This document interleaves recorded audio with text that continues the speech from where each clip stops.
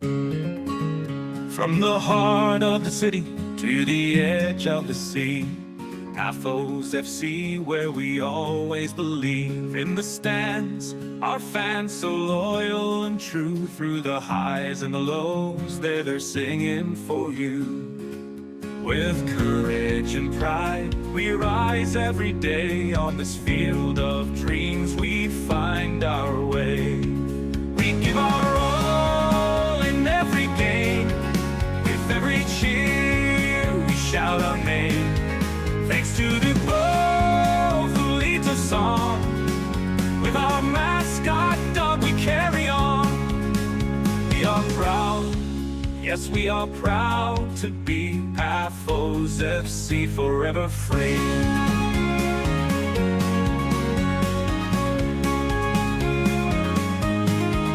Our captain Gyro, with heart so bold, leads us onward, his story told. In every pass, in every play, we see his spirit light our way. With courage and pride, we rise every day. On this field of dreams, we find our way. We give our all in every game. With every cheer, we shout our name. Thanks to the toooooo who leads us on. With our mascot dog, we carry on. We are proud, yes, we are proud to be Athos FC, forever free.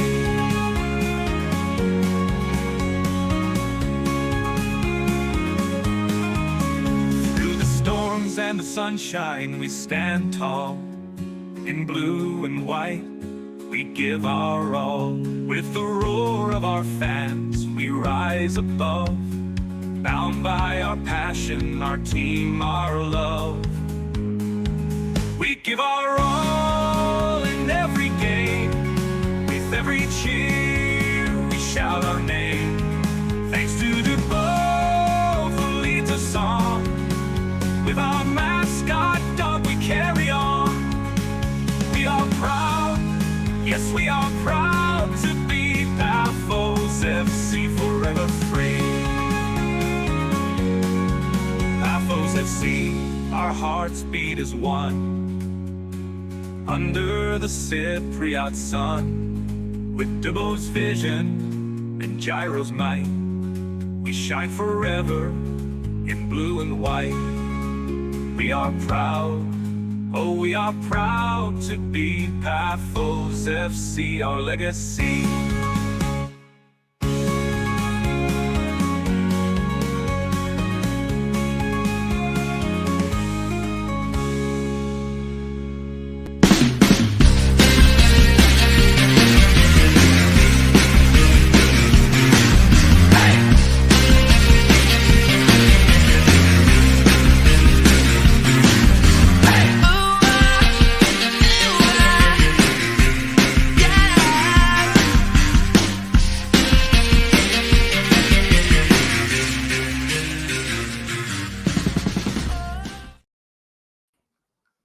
Kalimera, Kalispera, whatever time you're watching. This is Mappa. And I hope you guys enjoyed our buffer video since we had to do a few amendments the other day. But yes, it's up and running. And hopefully we'll find out soon if we won the competition. Tasso, how you doing, my guy? I feel like a winner. I feel like a winner. Yeah. I feel like a winner, don't you? Yes. Yes, I do. Yeah. Yeah, good. And we should let Baffle know that, so they, they just tell us we've won and get it over and done with. Well, maybe they don't want to give it to us. I don't know. Oh, it's a fix. It's a fix if they don't. I'll tell you that for free. Right. Yeah, anyway, I don't think it's going to be any red envelopes. No, that's for sure. Not for this song competition, no. That's for sure. No, but apart from that, I'm doing really well. It was a Good. nice bit of weather today, especially since my electrician decided to cut off all electricity to the house for a few hours. So we went and took we went and took Arthur to the play park, and I forgot that I was wearing this T-shirt today. So I had to explain what the hell this was about. Hold on, what the hell this was about to the parents of the other kids at the play area. So so yeah, that was an interesting one. Yeah.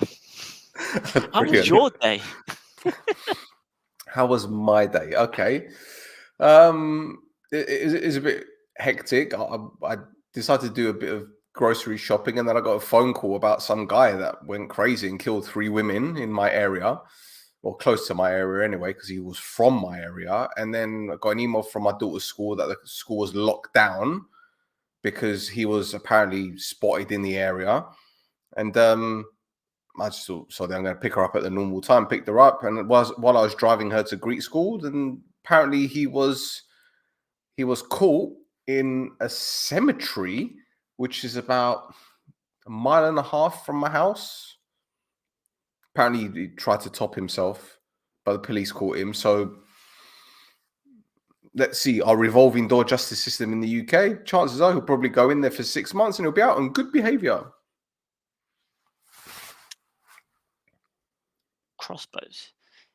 Yeah, Weird one. yeah, It's very, fucking very, crossbow. very strange. Yeah, very, Killed very three women, two the mum and the 2 daughters. Apparently he was having a relationship with one of the daughters. Maybe they broke up, whatever. But turns out they're all the wife and the daughters are of a famous Formula 1 commentator in England. Okay. So yeah, messed up, mate. Messed up. So that was my day. Yeah, that's a messed up day. Oh, we had a sword fighting as well. I don't know if I showed you that video. Yeah, in Cop did. Foster's.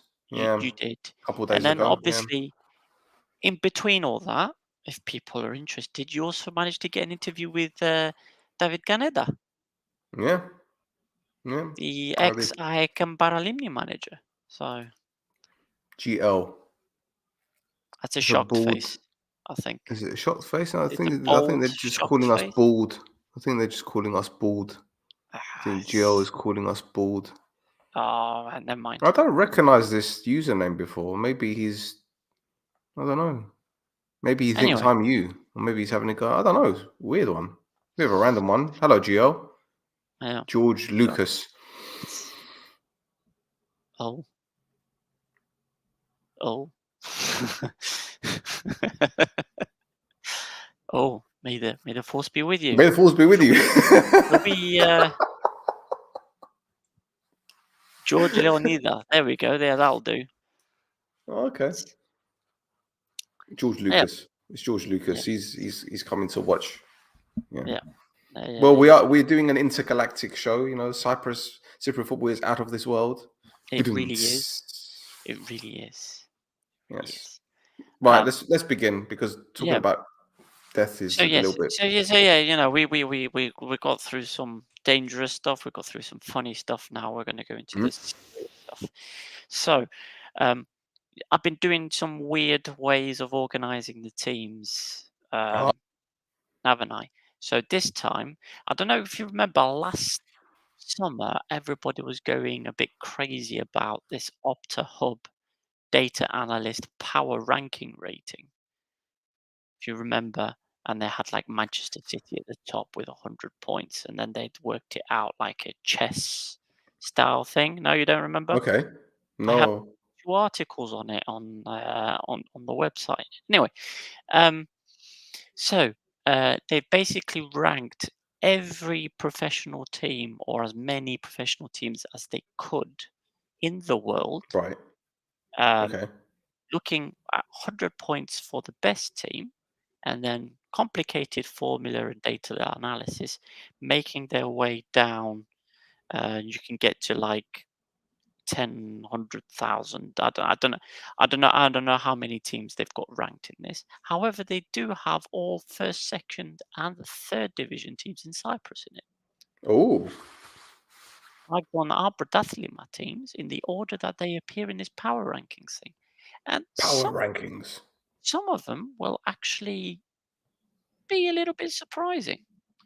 So, and I'll start with the first team in the power rankings. Their global ranking is 158. So they are the 158th best team according to the Opta Hub data In the analyst. world. Yeah. And that is AEK.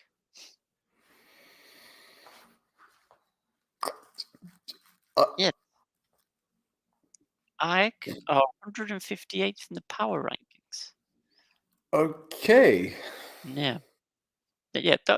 Don't worry. I'll when there's a lull in things, I'll bring up the website and I'll show you it. But yes, so we'll start with AEK. They've made a signing and they announced him quite late yesterday. Is a 33-year-old Swedish central midfielder called Marcus Rodden. Rodden? Rodent? Rodden? Yeah. Anyway, he spent the last season in Turkey at Rodent. Mousy. He spent last Got the season cheese. at Karagümrük in Turkey. Prior to that, he had 7 seasons in Italy at Crotone and Frosinone. He started his career at Elfsborg. So, some more Ooh. Cypriot connections with Elfsborg. He has Mm. 424 appearances, 55 goals, and 44 assists. So for me, it looks like they're going for that they're really piling in with the central midfield signings because they're probably looking at Perepons not carrying on. I think that's what's happening there. What's happening So with Dimas, by the way? He's still there. yeah, Dimas is still there. Okay. yeah, but Dimas is a Oh, 10, isn't he? no, I just haven't heard his name mentioned like since the end of the season. But yeah, that's because he's still there. I think he had a 2-year contract. So Oh. he's got the second year to go now. So this Marcus Roden, he's got a Swedish League and Cup winners medal and a Serie B winners medal, and he's also played 19 times for Sweden, including at the World Cup, and he scored twice for them as well.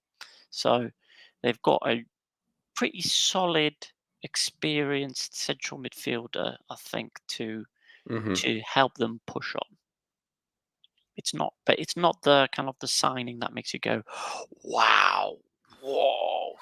No, but I think last season they did seem a little bit leggy at the end of the season in Mhm. midfield. Well, And Gus Leathers was in and out of the team as well. So but signing a 33-year-old isn't going to help with the legs towards the end of the season, is it? well, no, but if he's playing half an hour here and there, Yeah.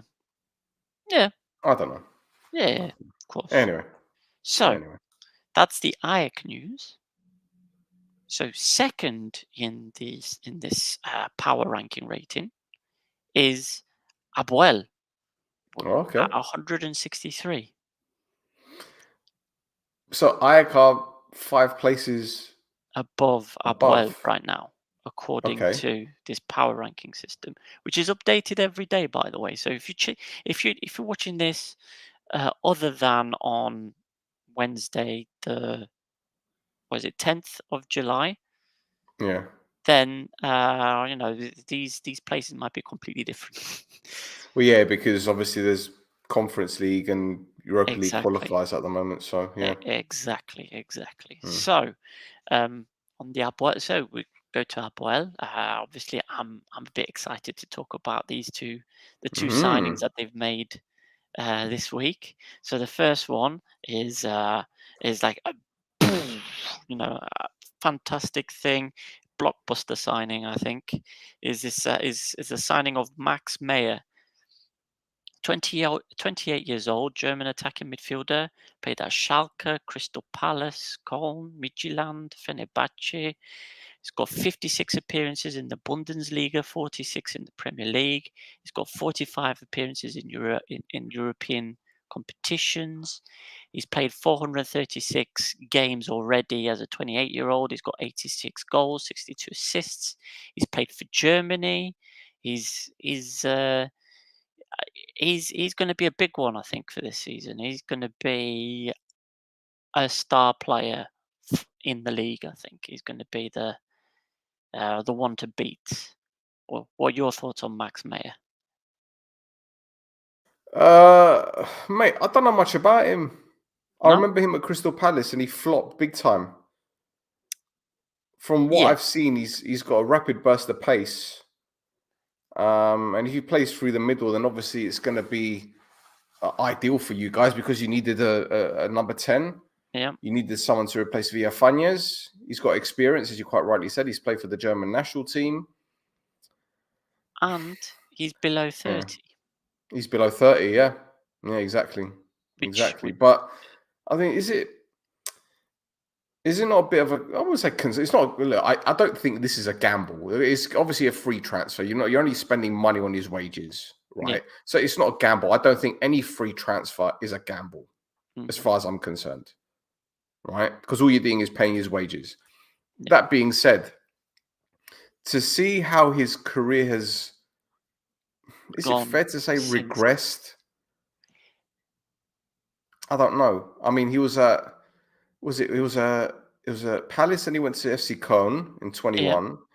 Then he went to Fenerbahce on a free. He was at And Midtjylland as well, and yeah, he went there Luzern on in loan. Switzerland. Yeah, he went to Midtjylland on loan from Fenerbahce. He was only at Fenerbahce for 5 months before going to Midtjylland on loan. And then he was there until the end of the season. And then Fenerbahce released him. And he went to Luzern. Yeah. Now, let's get it right. Those clubs that he's played for, they're in bigger leagues than the Cypriot League. Yep. Right? But what are his statistics like in terms of, I mean, let me just bring them up now. Hang about. So he played in the, what's the Swiss league called? What's it called? It's just called the Super League. Super League. So 65 appearances, 17 goals, 6 assists. And again, I can't criticize him for that because you got to think about his teammates and who he's got around him. Look, I think you guys have got every reason to be optimistic and to be excited about it. I haven't seen enough of him to pass judgment, and I don't like going by his CV because, again, I mean, players who come into the league sometimes with a good CV, underestimate the league. I don't think he will, though. Flops. I don't think he will, though. Yeah, I don't think he'll underestimate it. I think he will know what's to be expected of him. Mm-hmm. And sometimes this might be last chance saloon for him as well. Well, if you think about, if Apoel fans don't like you from the go, they'll let you know about it. Yeah. Now, to be honest, I'd be more excited about the Romanian lad you brought in. Well, yeah, there we go. I was going to lead in with this as well. Is the so? I think this guy is they're gonna have him in the background. I think for a bit, kind of, because he plays in the same kind of position as Max Meyer as well. Is this Marius Corbu? So he's 22 years old, Romanian attacking midfielder. He's just finished up 4 seasons at Puskás Academy in Hungary. Mm-hmm. So he's coming from the same place as Roland Jalai, for instance, who he did pretty well when he came over as well. And he's already at 22 years old. He's played 129 games for him, and he scored 12 and assisted 13 times. There you go. So maybe he's going to play like a Fles Gafes Garmiodisa formation, Gallego. Maybe. 2 10s. Maybe. Never can tell. Yeah. So never can tell. Be interesting. It'd be interesting to see. I think the transfer window for Apoel, though, apart from losing Viridaya, has been pretty solid. I'm not. Yeah, it's a statement of intent. There's a fundamental difference. Yeah. You know, it's not been a scattergun approach. I mean, last season wasn't a scattergun approach. You could tell that there was a lot of it was a very meticulous transfer window, and I think it's much of the same this summer in the sense that you're not bringing in players for the sake of bringing in players. You've obviously identified positions that need to be strengthened. I still think centre back, you might need one more, I Yeah. think, but you know, right back, left back, you're covered. Central midfield, you're covered. Wide areas, you're covered. Up front, maybe you Up might need one more front, striker. I think up front more than the centre back positions.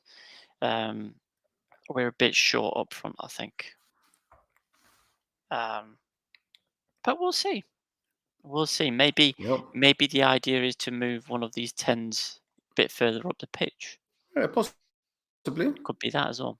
possibly, Um, possibly. but yeah, but I'm quite happy with how things are going. Even with people looking at the preseason results, they've not been great. We've Yeah, been but you can't gauge drawing games. that. But I'm yeah, sorry, you exactly. can't. That's They're what I mean. practice games. They're there for your fitness. Yeah, exactly. So I don't think there's anything to worry about with what the results are pumping out of preseason. Look, what I think is you're going to get with this German is you're going to get him in this number 10 position, but he's not going to be this playmaker. I think he'll be one of those players where he will dictate the tempo in the final third, you know, spraying balls left and right, but he'll be making those late runs into the box. He'll be the one on the edge of the box for a cutback. He'll be the one great on counter attacks because he's got, from what I understand, he's rapid. His acceleration is ridiculous. So again, Yeah, George says, is anybody watching you guys? Well, according to this, we've got 148 people watching on X and 4 on YouTube. So yeah. So 152 in not total.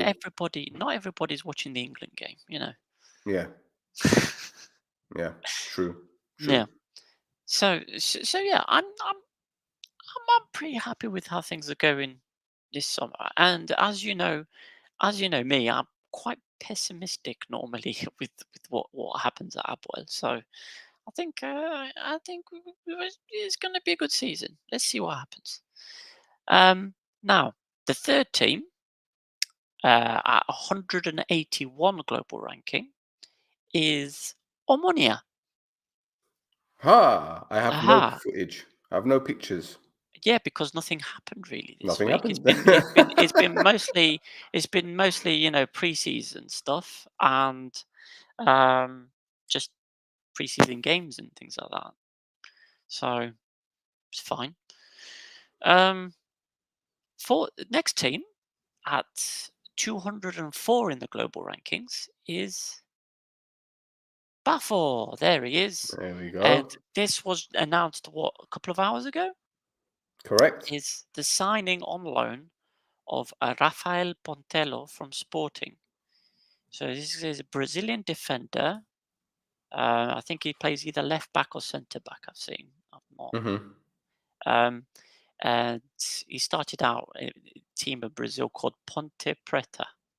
Okay. Now, um, when I originally looked at his stats, it took me to the Spanish version of the Transfermarkt Okay. page, and it translated Ponte Preta to something like all black boys or something like that. It was like, what? Okay. Yeah, it was weird, and then I realized what was Random. going on, and yeah, I put transfermarkt.co.uk to get the English version.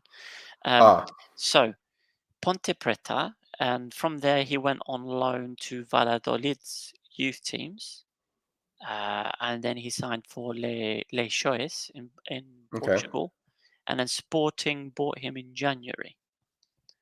Uh, Right. he's played 1 minute for Sporting. He came Oh, on okay. during a Came on. game. He played 1 minute. Injury time. Yeah. Yeah. Yeah. Added But on time. altogether, he's played 23 times and he's got an assist.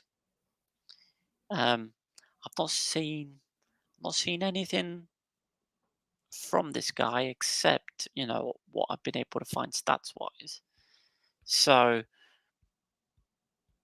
left back, centre back, I think he's more going to be like a backup option rather than first team, getting to the first team straight away. But let's keep an eye on him. Yeah. Yeah. Well, look, Buffalo got Elfsborg tomorrow, haven't they? They do. They do. That's going to Exactly. be their first European game. If you want to know more about Elfsborg, we did an interview last week with a Swedish journalist. And yeah, it's on our playlist, so feel free to check it out and find out more about Elfsborg if you like. Yeah, I was also. You asked did a what little you- thing. You did a little Yeah, thing with yeah. So there's somebody called Elfsborg Daily or something like that was asking us some questions. So I gave him a breakdown of what I think Baffle will be playing if Caicedo continues on from last season. So things like the fast-paced, picking up fast-paced counterattacks, being very direct, overloading the runners, putting a lot of runners going forward when they're on the attack, and then kind of like defensively, you know. So so the person on the other side of it explained to me as well that Elfsborg have been playing very counterattacking style. They like to sit yeah. back, so that doesn't play well to Bafos's intents because they like to. Oh my God! What happened? England England just are winning. scored. England are winning, are Oh, it's they? offside. 2-1. It's offside. It's offside. Ah, It's all right. offside. Looks like it anyway. Yeah. Sorry. But yeah, so it sounds like Elfsborg are going to be very hard to break down. Buffalo don't like that too much. The way they play, they like the teams they're playing against to be more forward thinking, so they can hit them fast and hard, kind of in the switch of possession. So it's gonna be an interesting one, Because regardless. the thing is, Elfsborg have got a 4G pitch. Oh, They've got a 4G pitch. right. Now with Buffer, for me, when you think of their pitch and you think of how what the surface might be like in that heat, so I think they're going to really water that pitch. Really water that pitch. Now, the one thing I will say is I'll be very interested to see if they cut the grass shorter in wide areas. That's been known to happen. Are they allowed to do that? Yeah. Okay. Yeah. Okay. We'll see. We'll Can see. do it. I mean, I would expect them to start with the forward line of Tankovic on the one side, Gyra through the middle, and then Ilya on the other side. Oh, I don't think he'll play. You don't I think don't think Ilya he'll will play? He'll be You think he'll play what's his Bruno name? instead? Or I Valakari? think Valakari will be as a 10, Tankovic on the left coming inside. On the right hand side, it will be what's his name? Guy begins with a T. I forget his name now. Chumasi. Yeah. Yeah. Because Ha's not there anymore, is he? No, Haha was on loan. He's gone. Yeah. We are live on the watch along as well. We're live on the watch along. Hello, you cunts. Hello, boys. Hello, boys. Raid. You enjoying the game? No. What they mustn't be enjoying the game if they're fucking watching us. Yeah, if they're watching, yeah. Are we more important than England? Or Yeah, more entertaining than England? Flipping hell. yeah, Says it bloody all, hell. really. Yeah, our two bald heads. But anyway, yeah. So that's the breakdown on Buffalo. So Okay. the Happy next days. team down, global ranking 219, is 219. Aris. And Okay. Aris announced a friendly with Panathinaikos. But apart from that, oh, sorry, not Panathinaikos. What am I talking about? Olympiacos, man. They announced a friendly with Olympiacos, not Panathinaikos. The Greek people are going to be coming after me now. But anyway, yeah. But apart from that, there's not been that much coming out of Lemeso on Aris. side of things, unless you know something I don't know about. No, okay, all right, fine. So we'll go to the next team then. I've heard Is nothing. fine, fine. I know nothing. I see I know nothing. nothing. I I hear hear nothing. nothing. Yeah. So the next team on the list on the global ranking at 306 is Apollon. Ooh. Yes. So well, yeah, they've had a few signings, haven't they? So I'll start with Jaromir Mahal. That's the guy on the right hand side on screen.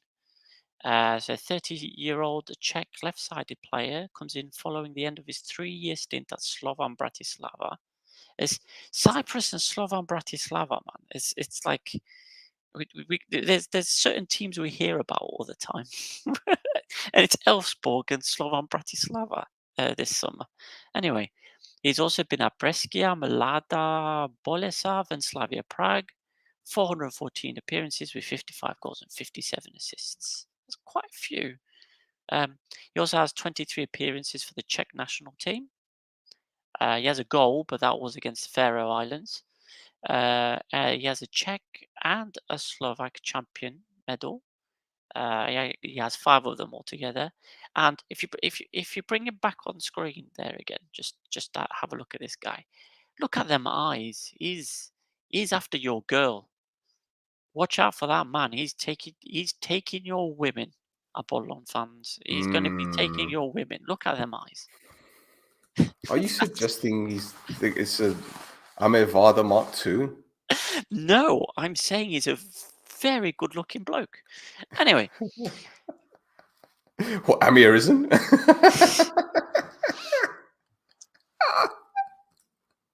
no, he's not. Anyway, At least you can sing.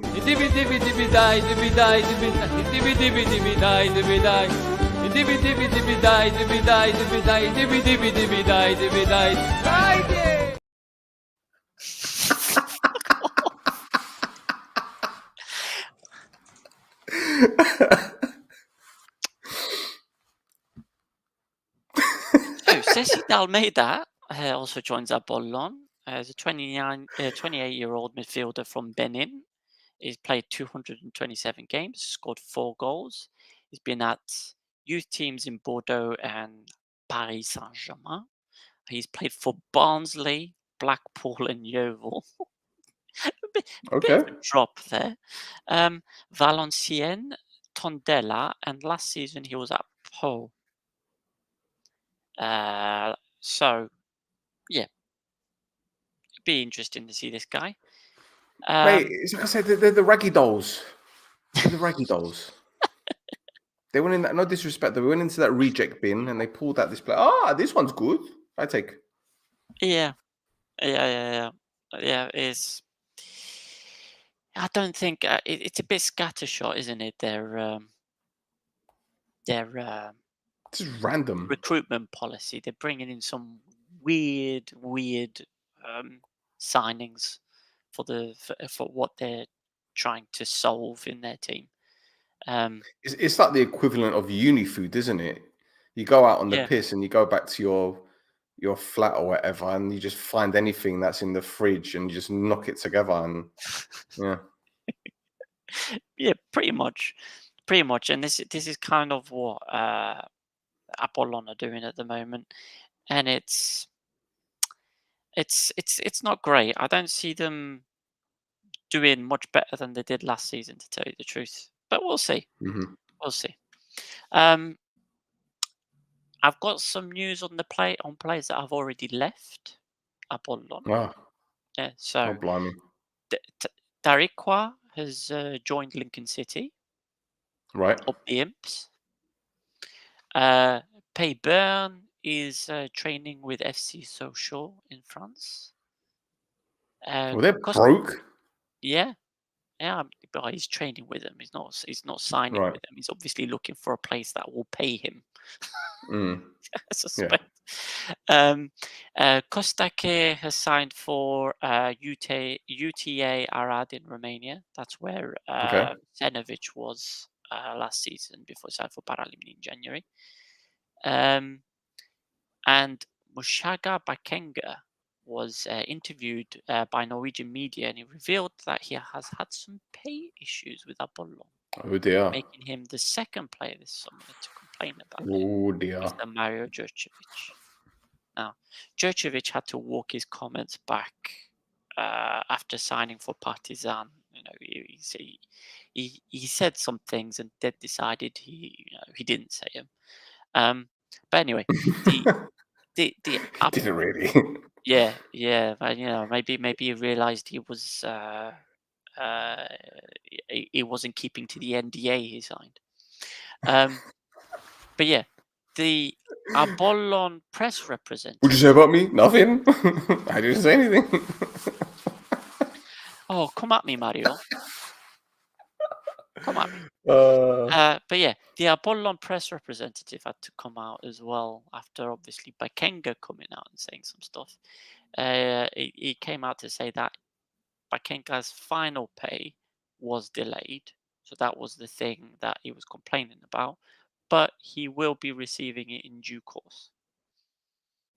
okay. And then he also said that Bakenga wanted to stay another year, but the club had decided to release him. And that's why he was kicking off. Now, if you ask me, Bakenga had a pretty good season. Once he Back end, came, well, Group B anyway. yeah, they signed him in January, and I didn't think he did too bad. I mean, he did better than That's all right. Kremencevic, and Kremencevic is Yeah, still. flipping hell. Flipping hell. So Wow. yeah. So anyway, that's the Apollon news for this week. Now, next down the list is Anorthosis with a global ranking of 415. Now, 415th in the world. yeah, it's That's bad, not bad. That's not bad. That's not bad. that's not bad at all, especially considering the shit show they've been for the last Yeah. 2 years. Yeah. I know. But so they've signed a couple more players. They've got Andre Teixeira. So he was at AL for a while before he signed for Hapoel Petah Tikva last summer, and then in January he moved to AEK Ifisias. So he's considering the fact that he was at AL for Goal! the goal. Goal! Ollie Watkins! Ollie It's coming home! Watkins. It's Ollie coming home! Watkins, man. It's coming Aston Villa. home! You play Aston Villa players, you get results.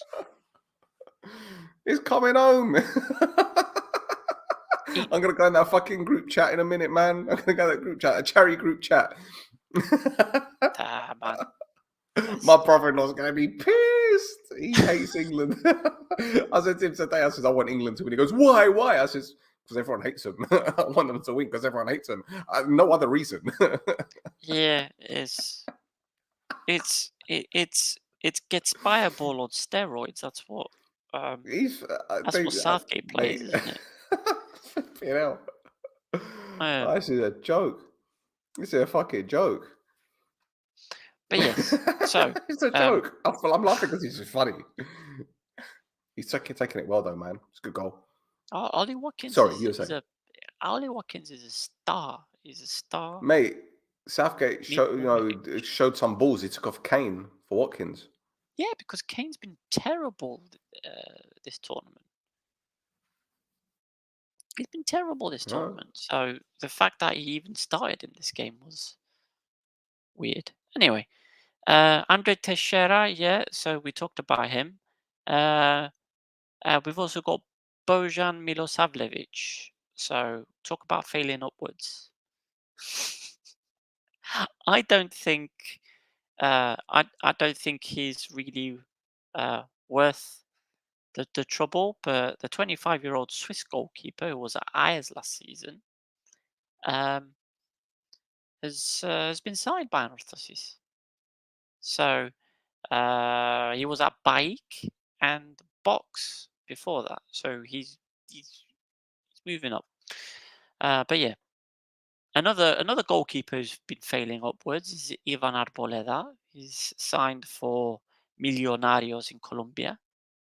So that's happened. And another transfer out for. So there's a couple of transfers out for Anorthosis. So one, Sekou Gassama was already released because of the financial issues that they had at the end of last season. He's signing for Sakaryaspor. Now, people remember from last week, Sakaryaspor were the guys that did that whole robot thing when they signed Kane Woolery a couple of seasons ago. Yeah. So I made a joke about them putting some kind of weird video together of turning him into a panther or something, with Gassama, that celebration that he does. Yeah. But I've been blocked by Sakaryaspor on Twitter, so I can't. What? See. What? What did they block you for? Well, obviously taking the piss out of the King Woolery video. Flipping tarts. So what a bunch of slags. I don't know. But either way, I can't see their posts, so I don't know if it's because of that, if I've been blocked or what. But I can't see Sakaryaspor's posts. Wow. Yeah. So wow.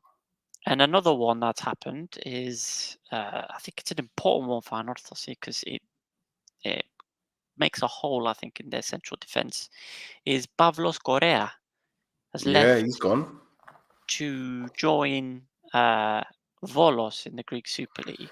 Isn't that where Mraz went? Everyone goes there. So Volos like to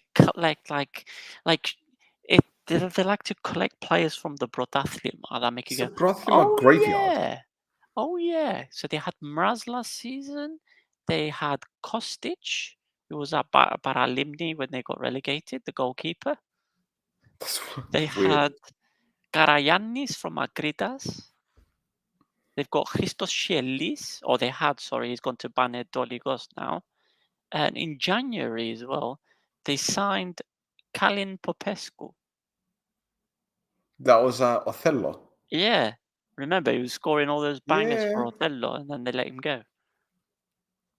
For reasons. Anyway, so Correa signs for them, having spent most of his career at Anorthosis, except for one season on loan at Aachen, having played 103 games and scoring 3 goals. He's been there since 2015, but saying that, in 2015, I think he was 15. So, yeah. Now, below Anorthosis, in 760th place, is that 3-1 now? Or is it full time? It's over. It's full time. They're through. They did it in the final. I don't hear you. I said it's coming home, and I said this at the beginning of the tournament. They're going to win. I'm telling you. And at the beginning, when people were saying to me, "Nah, they're shit," I says they've been playing so bad in the group stages. They're going to win it. I'm telling you. But before you carry on, the guys are doing a live, right? They're doing a live stream, right? A watch along. Let me show you their reaction to England's goal. Let me show you their reaction. Can you see it? Yeah. Yeah. Εν τούτο που ήταν να πω και διάκοψες με είναι ότι η άποψη μου είναι ότι Απαναία μου. 90 ρε πέλε. Ήταν κολάρα ρε. Οι φτήριες έβαλαν μου το 90 που στόκολοι. Έμπειρα και ως πλήρων Ισπανοί. Παρασύρθηκαν το μεταξύ και πήγα να το πανηγυρίσω.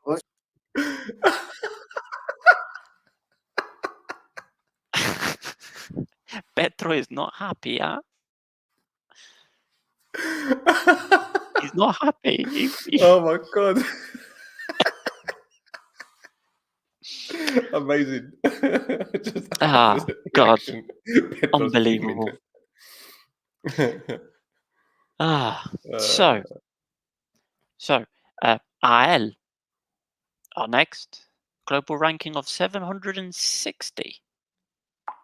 Yeah. So we've got they signed a Brazilian goalkeeper called Victor Braga, 32 years old.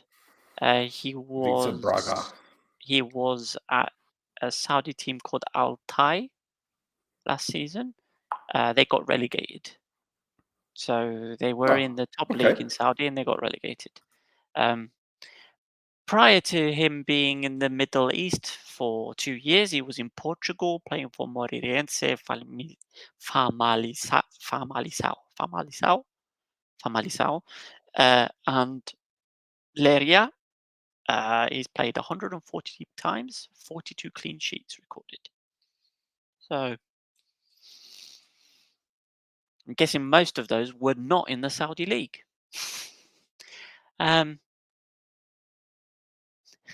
Alex has got a.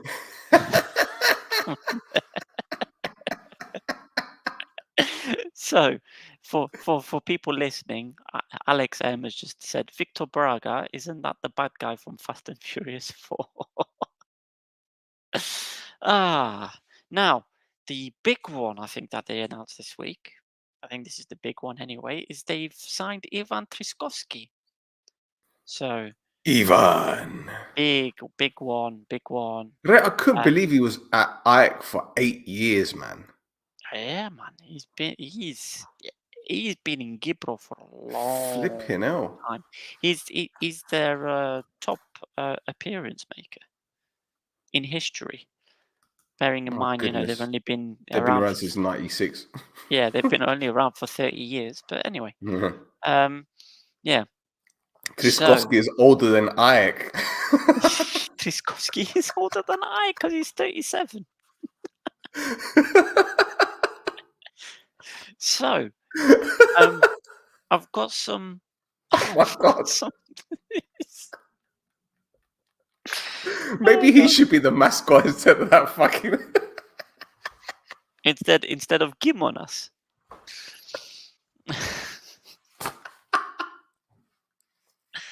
Unbelievable. Outrageous.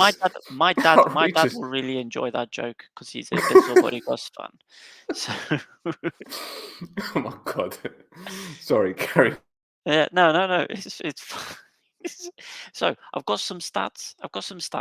So in Cyprus, he's played for Paralimni, Apoel, and AEK, and he scored 165 goals in 376 games. That's just for teams in Cyprus. Yeah, again, 37 years old. And then the last one that came through is Dylan Ouedraogo. Dylan Ouedraogo. I'm saying that right? Ouedraogo. I think that's right. Anyway, he's 25 years old. He's from Burkina Faso. He's a central defender. And it looks like it's a direct transfer from Stade Lausanne in Switzerland. He wasn't released because he had a contract with them until next season, to the end of next season. So something's happened there. I don't know where I'll found the money to make the transfer, considering financial dire straits and everything. But anyway,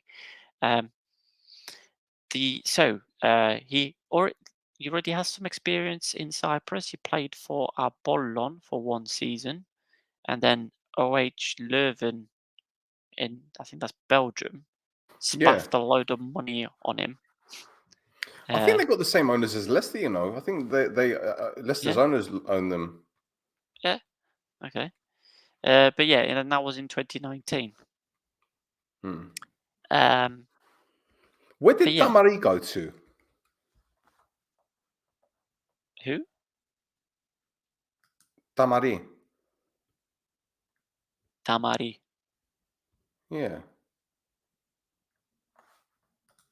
The guy that played for you guys. Altamari. Jesus Christ, man.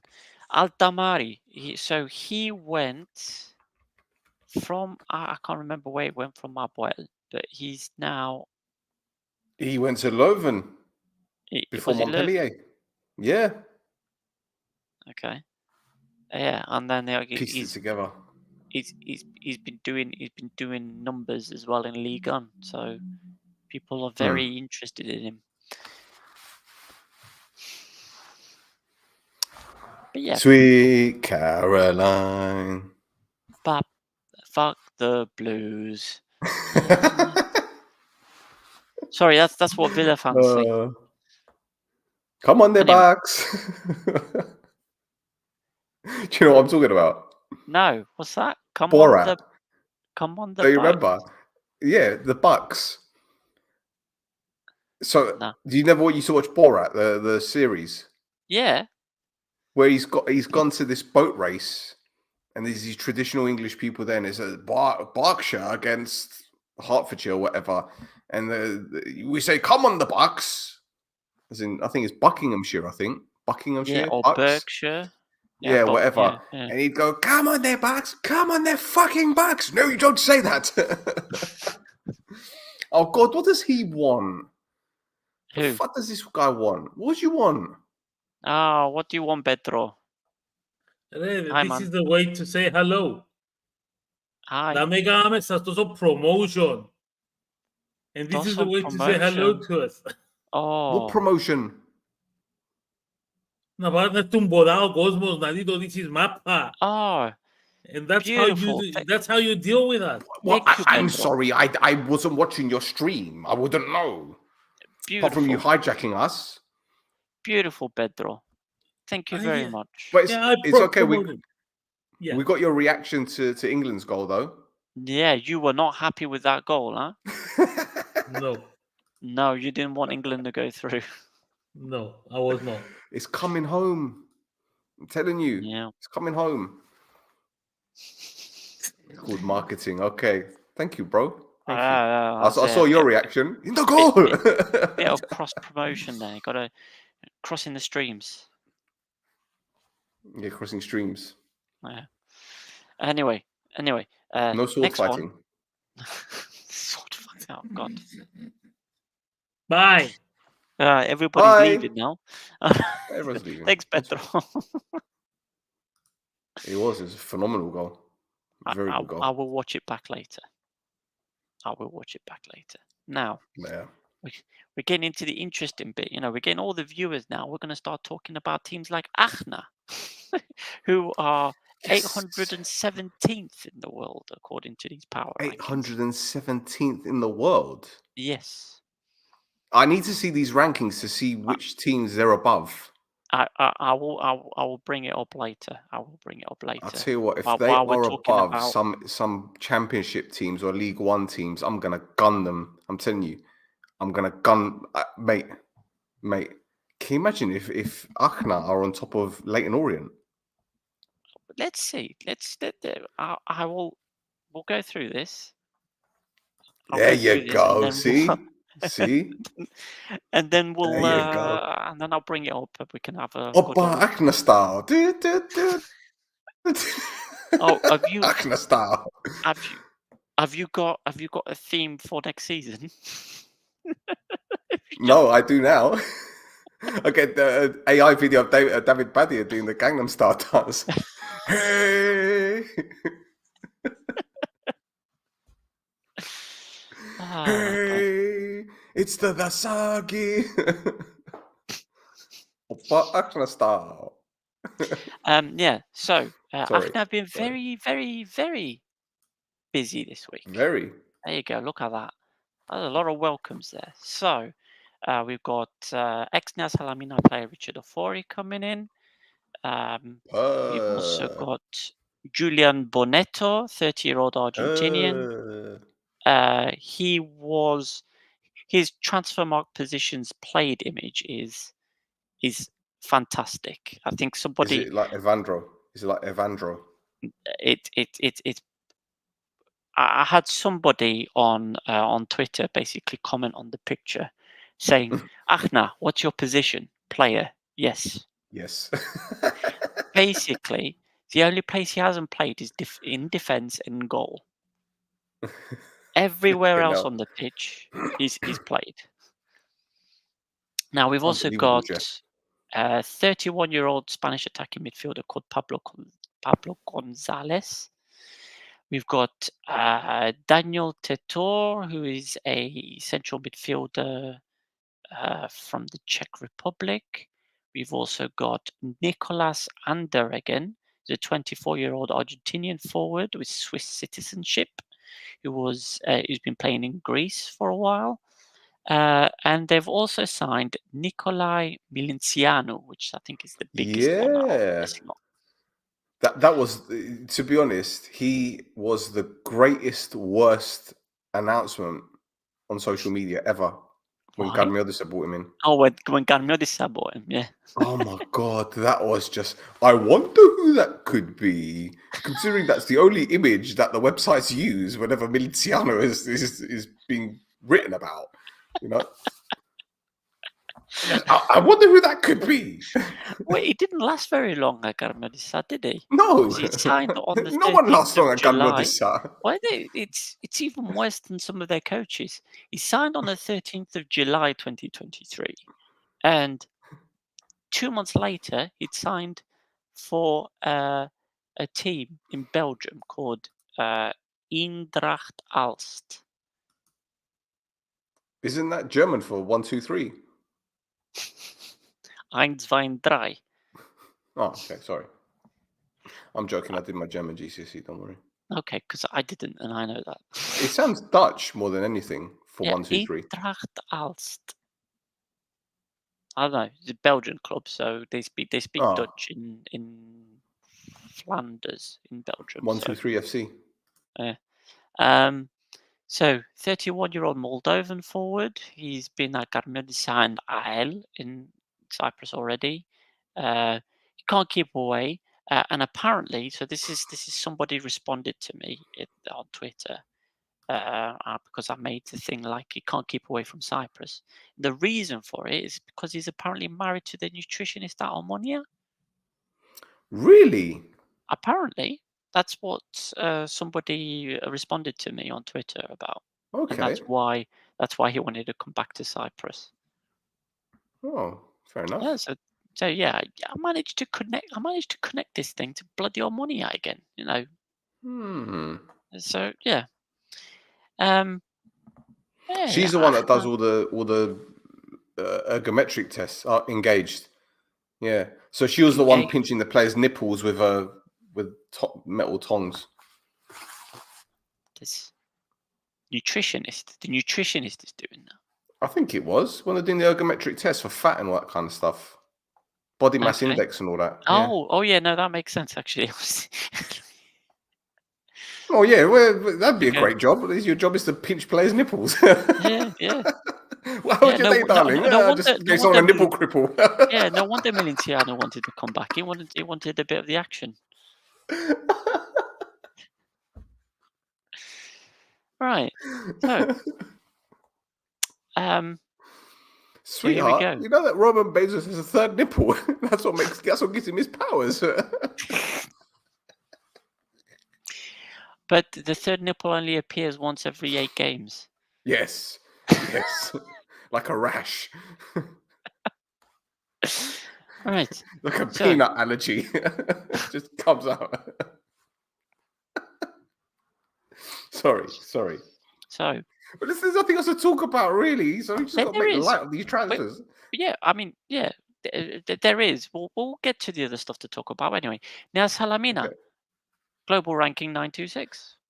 So they've had a quiet one, apart from Luke Tunner, as this youth prospect that they've got. He's gone on loan to second division team Halcano Rasidalio. There you go.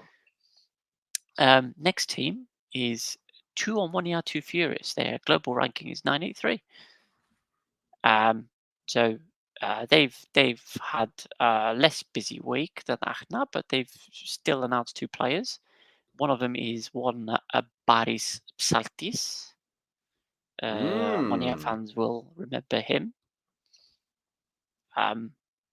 They won't remember him a lot, but they'll remember him. And they also signed. It's not fair.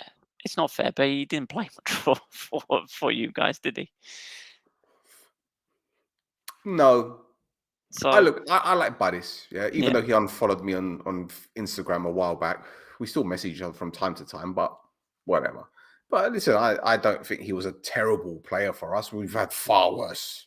Yeah, Far worse. I will agree with you. You have had far worse players, for sure. Now, an interesting signing that the second Omonia have done is 25-year-old Dutch winger Rashan Fernandez. So this is a player who was in the FC20 in the Feyenoord youth teams. And he just finished at Go Ahead Eagles. I always laugh at Go Ahead Eagles every time I see their name pop up, because what kind of name is that for a football team? Go Ahead Eagles. They sound like some kind of American AA franchise for a for an MLB baseball team. Yeah. But yeah, Go Ahead Eagles. But yeah, a few people commented on Twitter to tell me that that's actually an exciting bit transfer movement from to Omonia to Furious. Now, next team is Omonia Radipor. Before you carry on, there's been a couple of questions. Yeah. Did you guys talk about Carvalho? Is he any good?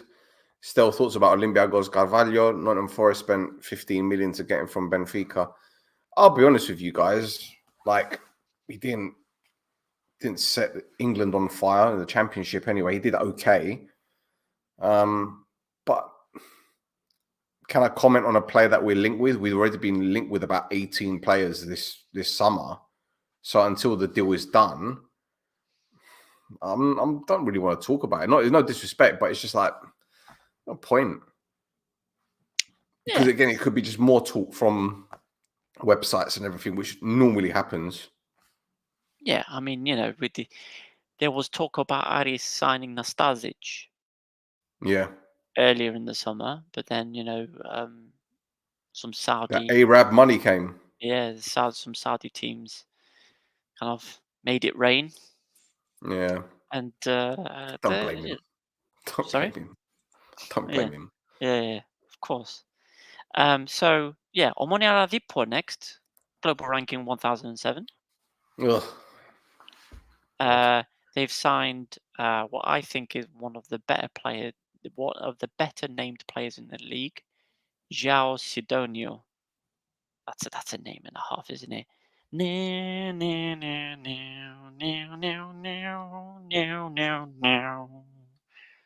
No? Can I be honest with you? Go on. Can I be 100%? And I'm might not make a lot of friends with this one, but I want them to go down. You want Omonia Radipor to go down? Why? Why? Bored with them already. You're bored of them? Just bored with them. Just bored.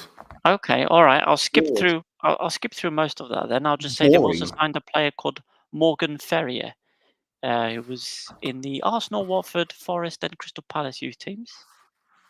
Walsall and Tranmere, Petah Tikva, Kiryat Shmona, a team called Swat Kat in Thailand, and then was at Al Uruba last season in the This is what confuses me. Yeah? I'm sorry to say this, right? But I've talked to numerous clubs over the past 3 years, and they keep saying to me, we don't really like going for players from the UK or born in the UK because we don't know what they're like and they don't have an EU passport because of Brexit and blah, blah, blah. And then they sign this guy that's played for half of the fucking 92 clubs in England. He's stuck. Where else has he been?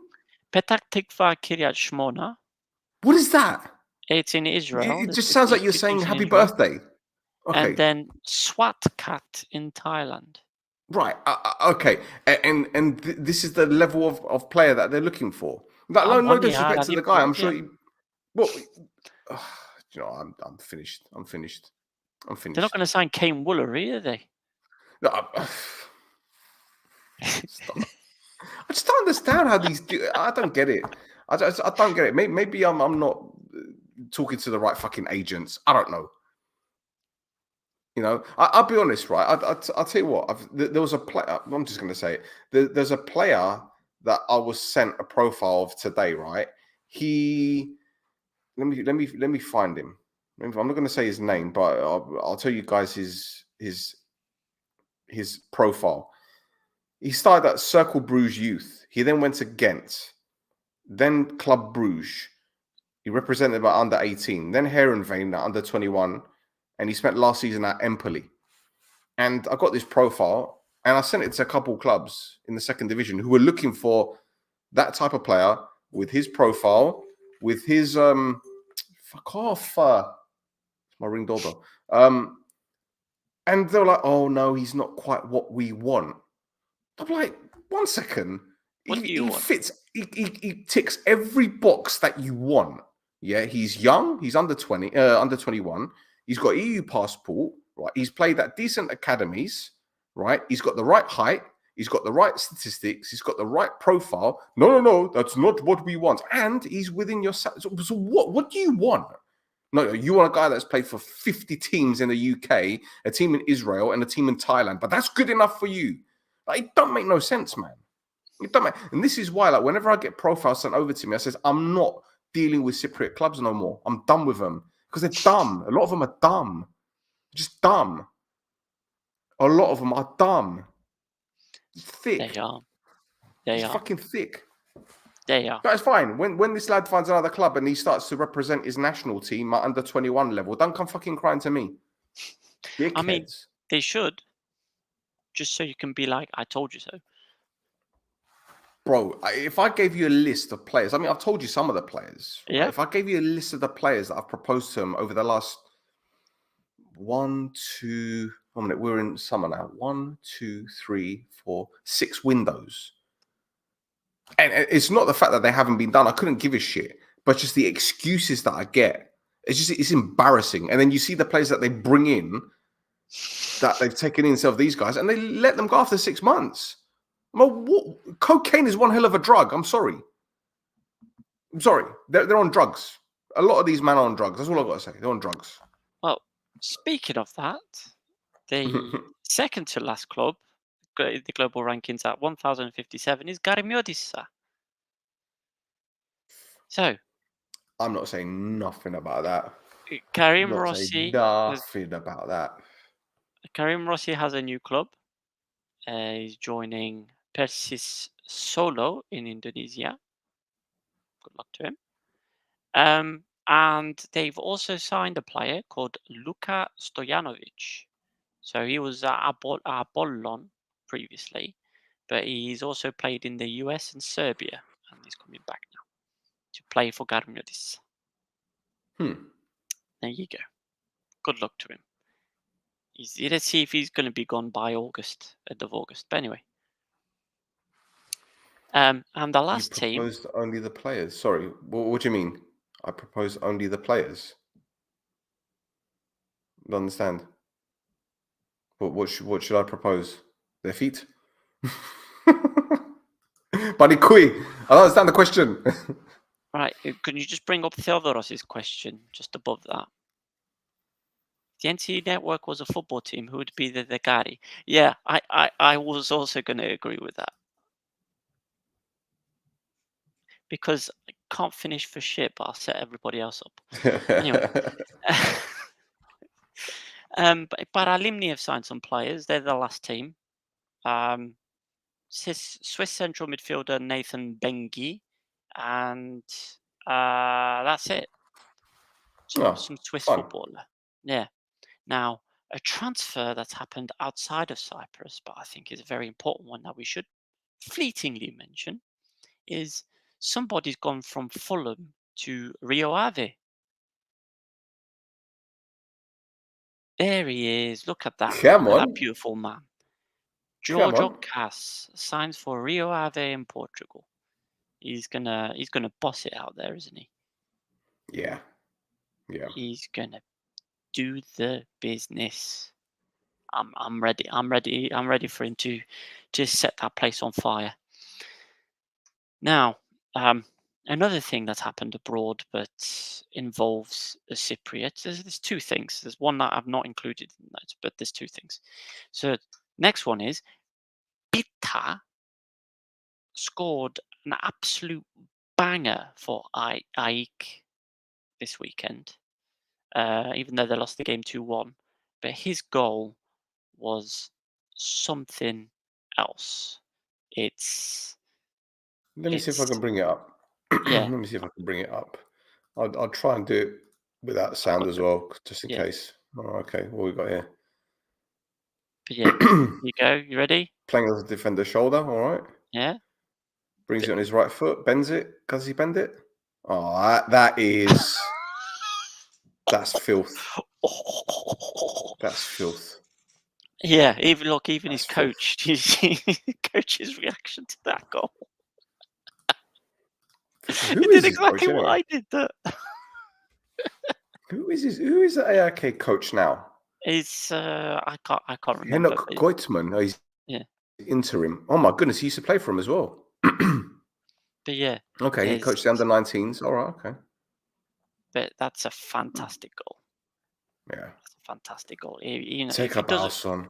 Take if a he does a bow. couple more of those before August comes around, he's getting picked up. He's getting picked up by top 5 league team. Hopefully. Yeah, you know, Hopefully. he's not going to go to AEK Athens, man, when he could be playing for Champions League group stage teams. You know, Mm. he's got it. He's got it in him. He's been absolutely fantastic. Now, speaking of Champions League qualifiers, that's the other thing to bring up is that one of our coaches, a Cypriot coach, is absolutely bossing it in the Champions League qualifying, the Champions League first round qualifying, Yeah. beating a team from, is it San Marino, 7-1. Elias Haralambos at FC SB is he's doing their business. He's doing their business. But yeah. Mm-hmm. Now, I'm going to try and get through these 2 bits of news that are outside transfers very quickly. So, first thing that got announced by Cyprus FA this week was as of this season, if you play Cypriots, you have the chance to enter into a pot of a 200,000 euro prize fund. So the teams eligible for this are only the teams that don't get fined for not playing enough Cypriots. Right. So it's a carrot and stick thing. So the stick, Okay. you get fined for not playing enough Cypriots. But if you do, and you don't have this punishment, you actually get entered into a pot for the 200,000 euros. So if this had happened last season, AEK, Aboel, Bafos, Aris, and Anorthosis would have missed out on the 200,000. No pot. Yeah. So that would have left 9 teams to get 22,000 euros each. So already that 22,000 euros is all right. It's not. There's nothing to shout home about. However, there is also an additional 40,000 euros for the 2 teams that have Cypriot players played the most amount of time cumulatively. Okay. Yeah. So based off of last season, out of the 9 teams that were able to get the additional 40k, Ayers and Achna would have got the extra 40k because their Cypriot players played a cumulative 17,644 minutes for Ayers, and for Achna, 18,418 minutes. Now, Omonia, which prides itself on Cypriot players coming through the academies and playing the Cypriot players, they had 10,000 and something minutes between their Cypriot players. So, bit of work I think needs doing there. But regardless, if you're one of the 2 teams that plays the Cypriot players with the most minutes, you get an extra 40k onto your prize money. Very good. That's definitely an encouragement to get the teams to start playing more Cypriot players, I think. One less excuse for Ketspire. Exactly. Exactly. Our And players don't then- play enough minutes. There you go. And I did a breakdown of all the Cypriot players, that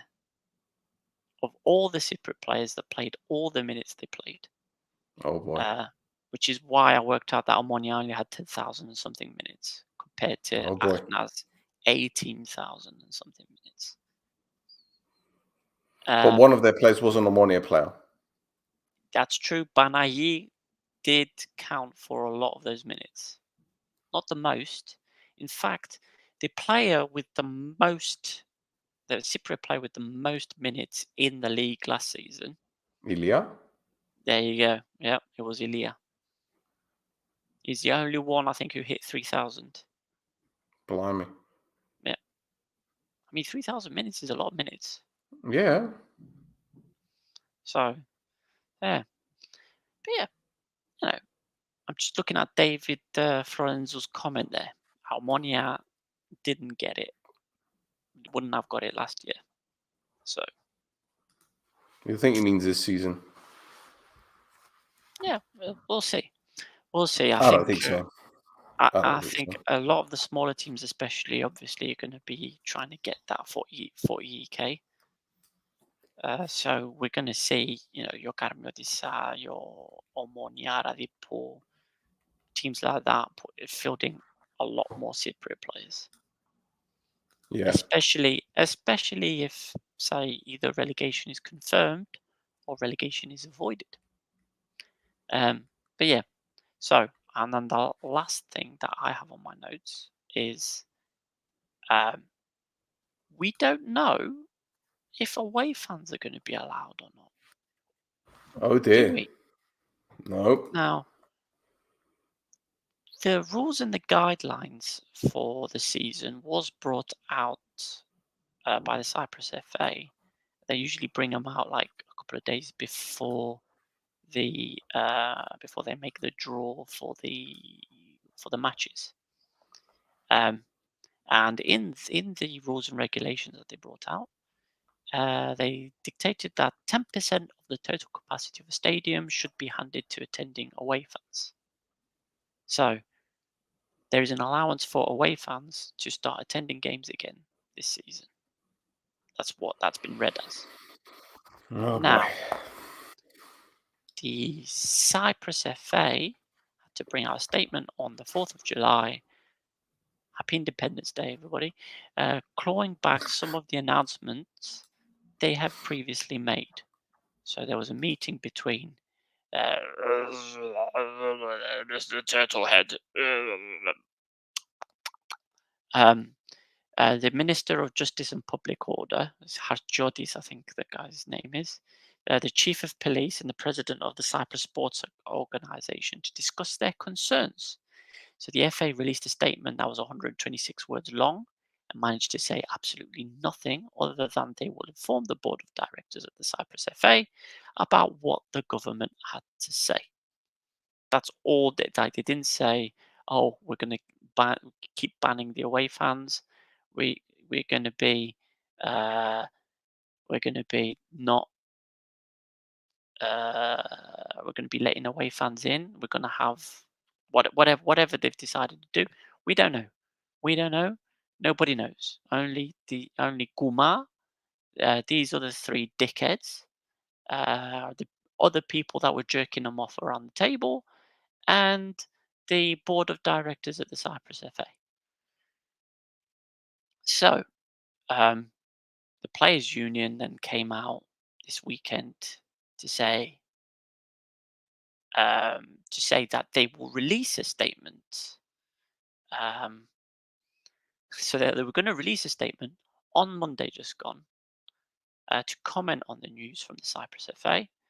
Now, I telegraphed this, and I think a few more people already did, by saying straight after this statement that they put out that they will probably talk about the things that they already talked about earlier in the year a couple of times, because it was stuff it was stuff that they brought up again in their statement. So I knew this was coming up, and I said, have you guys read this statement?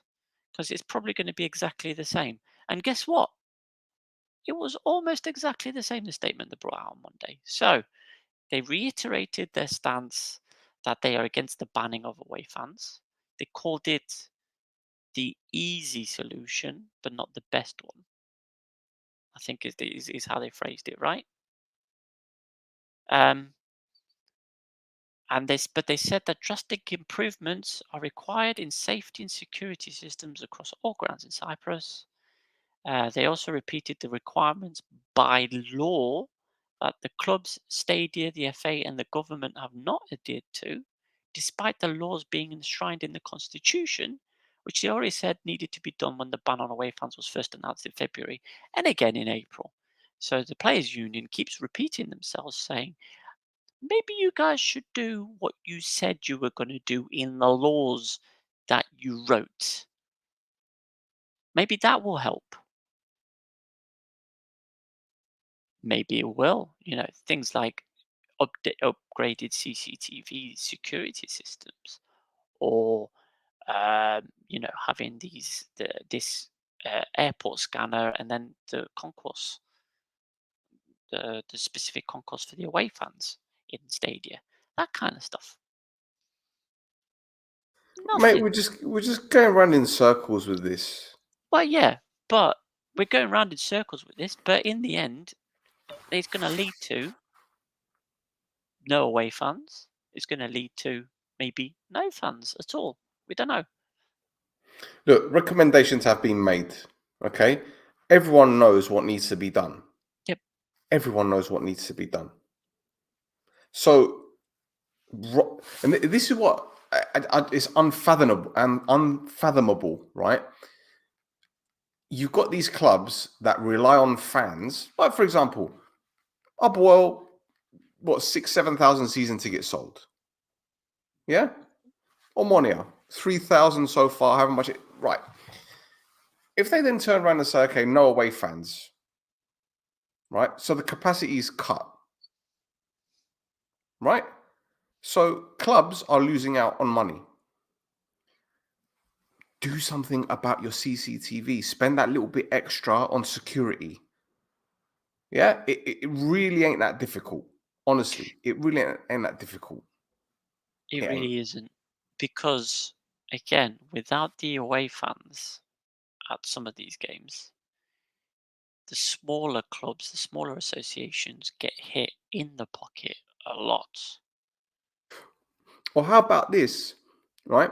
If you're worried about security, yeah, and you're also concerned that there's going to be missiles launched on the pitch, just do what they do in other nations where they get that big fucking net thing and put it behind the goal. But Yep. honestly, but it's Yeah, the mentality, it's the backward mentality. Yeah, it's because she's Dariella, you see. I mean, the other thing is as well is most of the clubs don't own their stadiums. Mm. The stadiums are owned by entities which are their own financial entities. So those financial entities would have to spend the money to put those things in place. And they won't do that unless somebody forces them to. Yeah. Well. And nobody's forcing them to, even though there's a law written for these improvements to be made. Nobody's making them. And it's not just football stadiums either, right? It's all these sports stadiums, all event event organizing places. These security measures need to be put in place. That's why they put people from the Cyprus Sports Association were there, not just the Cyprus FA, because the police and the minister are reporting that to them as well.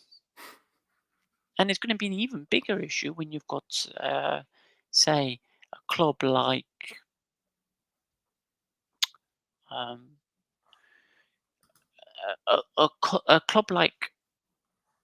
a club who play in green and white, who have fans that are very, very active in the field, let's say.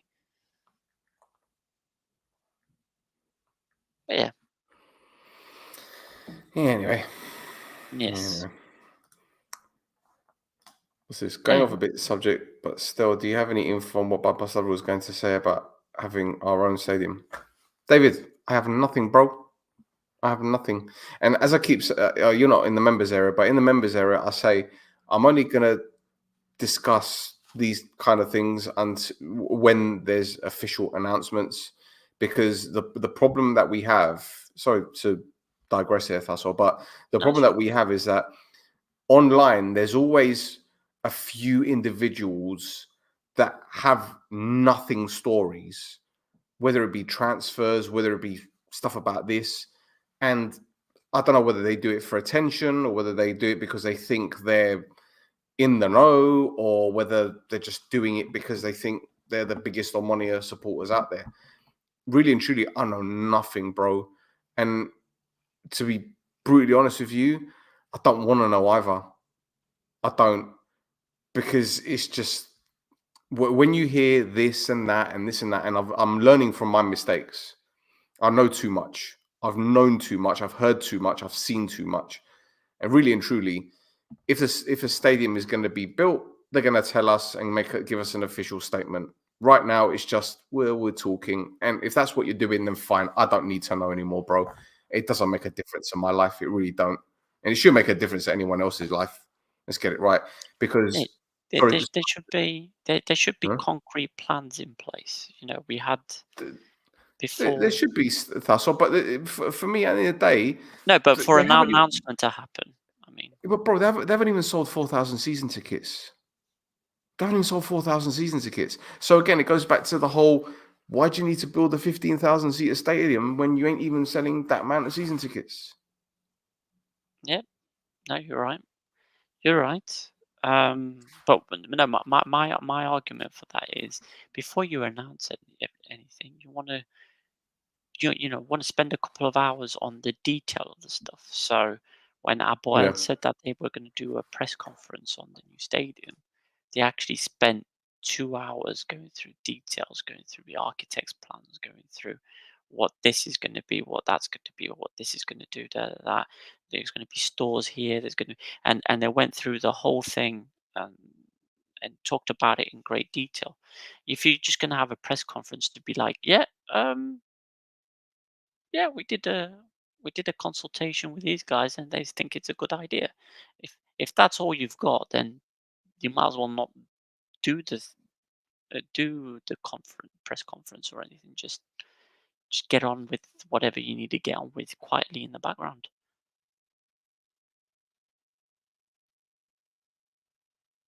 There we That's go. my thinking. Okay. Cool. While you were doing that, I've actually got the power rankings page up now. Ooh. So you can see Manchester City. I've got this 100 points for their ranking, for their rating. So 100 is basically everything is top bins. Manchester City are top bins, and then everybody Standard. else is ranked down based off of what Manchester City are doing on this.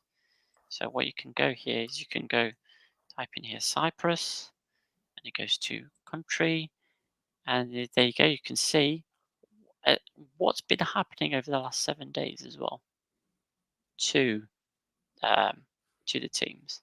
So you can see two Omonia, two Furious, Omonia Oladipo, and obviously Neon Baralim Neo have gone up quite a lot in their ranking change because they only announced, the Asila, the Protathlima, what's happening last week.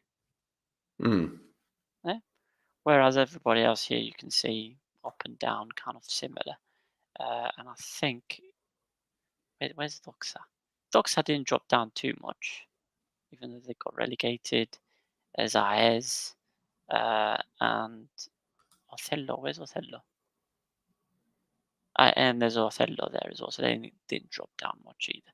But I suspect that's going to change when they announce the league in the end of this month, I think beginning of August. So what we can do here, however, is I think if we put Aachen, you'll show it. Will you show us teams near it? Near them? I was hoping you'll do that. No, so you'd have to go searching for them. Right. Okay. And I'm not going to do that. You just scroll. Yeah, there's 127 pages. You can Bloody see hell. here, Omonia between Boca Juniors and Ulsan in South Korea. Get off. We're close to Boca Juniors. We're only one place behind Boca Juniors. And Servette. That's wild, bro. Right. That's wild. And So we're technically better than Trabzonspor. Well, I mean, I wouldn't put it. Abuel ahead of Sassuolo. Yeah, Abuel ahead of Sassuolo, but behind Bragantino in Brazil.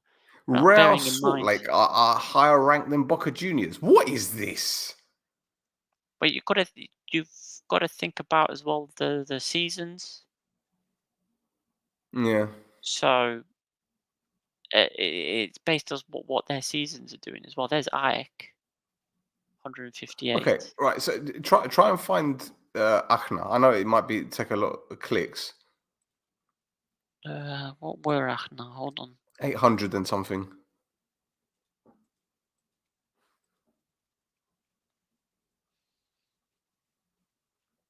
828 or something like that. I don't know. Where are they? Hold on. Where's my? I'm just going to click away for a second. Yeah, you do that. Aachen are 817. Oh, there they are. So they're between the New Saints in Wales and Al Najaf. I think that's Oh, they're better than Toronto. Oh my goodness. Kuwait. Oh my goodness. All right, scroll down, see which other clubs there are. This is wild. What's going on? San Jose Earthquakes, Kalmar in Sweden. Barnsley. Barnsley. They're better than Villa Sarsfield. Oh, get out of here. Rotherham United. Rotherham. Oh my goodness.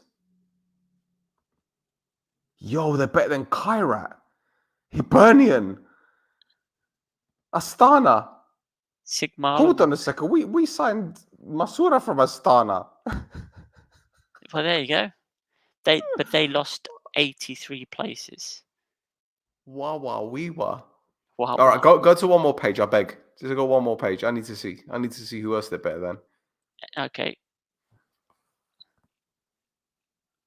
Right, who have we got? Okay, so we've got Vitesse. Nah. But Vitesse Nac have Breda. gone down the shithole now. It don't matter, man. Nac Breda, Excelsior. They're better than these. Nah, bro. Come on. There's now Salamina there. 926. Okay, keep going. So Salamina better than St. Mirren. Oh, Goggins ain't going to be happy, bro. This is going to change though, because obviously St. Mirren are in Europe this season, so that's gonna make them shoot up. Who else?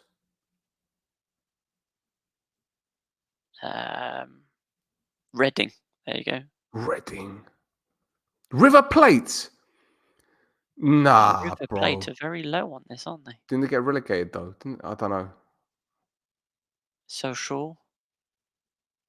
This is concerning. Vicenza. Lokomotiv. Okay, they're better than Lokomotiv Plovdiv, and then we signed fucking Evandro from them. Lovely, excellent. Yeah. Happy days. Yep. So we signed a player from Astana who are lower than Ethnigor, and we signed a player from this is Plovdiv. This is nah. So, but yeah, that gets updated. That gets updated very, very frequently. You need to send me this link. You need to send me this link so I can look at this. I will do. There's some very interesting results coming out of it, but it changes a lot. But yeah. So that's it for the news. That's it for the news. Hmm. Yeah. It's all right, isn't it? Bit of news. Bit of news. Now, Hmm. now, there is something else we could do. If you're willing. Yeah, I'm all right. Listen. I just well, I tell you, tell the listeners what we do. Tell the Yes. listeners what we do, just in case they don't know. So, just in case people don't know, what we tend to do after we talk about the news, we like to load up a little Football Manager save on FM24 that I've got, where I've made myself in charge of Garmiodissa. Obviously, I get help from my ass man over here, Stel, with formation, substitutions, and the rest of it. We are currently 7 games into the season, and Garmiodissa are 9th. We had a very, very interesting. Oh, hold on. Have I loaded the right save? Yeah, 7th of October. Oh, guess what? It didn't save. I don't think it didn't save the IL game. So we're gonna have to repeat it. Oh no. Yeah, it didn't save that IL game. So we're gonna have to do it again. Oh well. Same. It's gonna be the same result. Yeah, probably. We'll see. We'll see what happens. But yeah, we've also got a. I'm sharing my screen. Am I sharing my screen? Yes. Let me bring it up. All right. Okay. But yeah, so we're gonna have to repeat the IL match.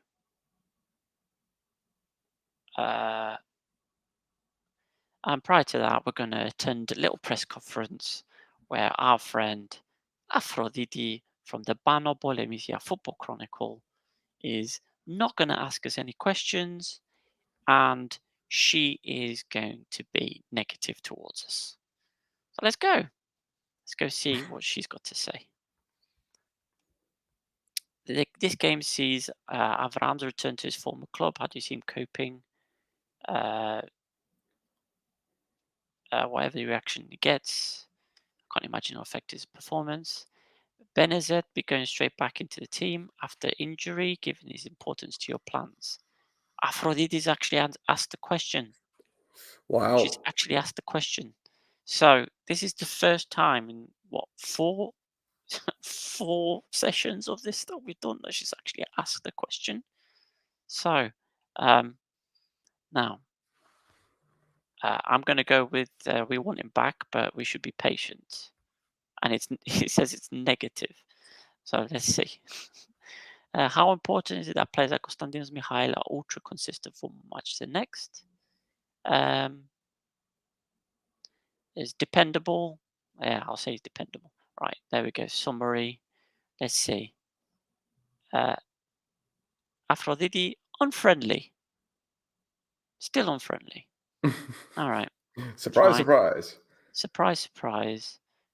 Unfriendly. Horrible woman. What a horrible woman. Right. Oh, good. The goalkeeper that I signed to be backup because Spogliaris is injured is now injured for between 6 to 8 days. So that's going to be interesting. I only have one goalkeeper fit because we got rid of Antosh on loan because I didn't want to pay his salary anymore. Right. Fitness tests. Everybody's fine. No problem. Don't worry. Right. Now, do we want to change the formation based off of what happened last time or not? Or shall we? Oh, I don't know. Or shall we do I what don't know. Einstein says? Well, George reckons that we've gone too high up the pitch, so Yeah. maybe we should go with a holding midfielder. I don't know. Well, we've already got one. We've got Suk. No, 2. Oh, right. Okay. So go with a double 6 pivot. Interesting. Okay, let's do that. Get down there. Get down there, you. There you go. That goes there. Right. So Lukili for Tsugalas. There you go. Oh, because this is still. I can go on the bench. Right. Let's have a look. Who else? Who else? Who else? So we'll leave that as that then. Mikhail, no. Where are you? Where is he? Where's our man? Ravel Morrison. There he is. He should come back on, right? Attacking mid. I'll take that as a yes. Yeah, sorry, I'm just reading an email I've just received. I'll tell you afterwards about this because I Oh, don't know whether I should get very, very angry and say everything on this stream, or I should just wait Oh. until we end the stream so I can vent to you because I'm furious right now. But anyway, carry on. Okay. Carry on. All right. We'll carry on. All right. Let's see. 2 ball winning midfielders. Kovacevic, Simtandi. All right. That'll do. Right. Yes, I know Tukalas is not very fit. Sucks to be him.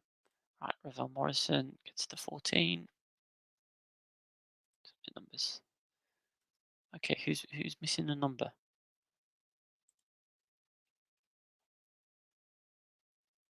I don't know, man. What? Who's this guy? This guy needs a number. All right. There you go. Okay, go to match. Everybody's very happy and emboldened and pleased and encouraged. Right, let's go.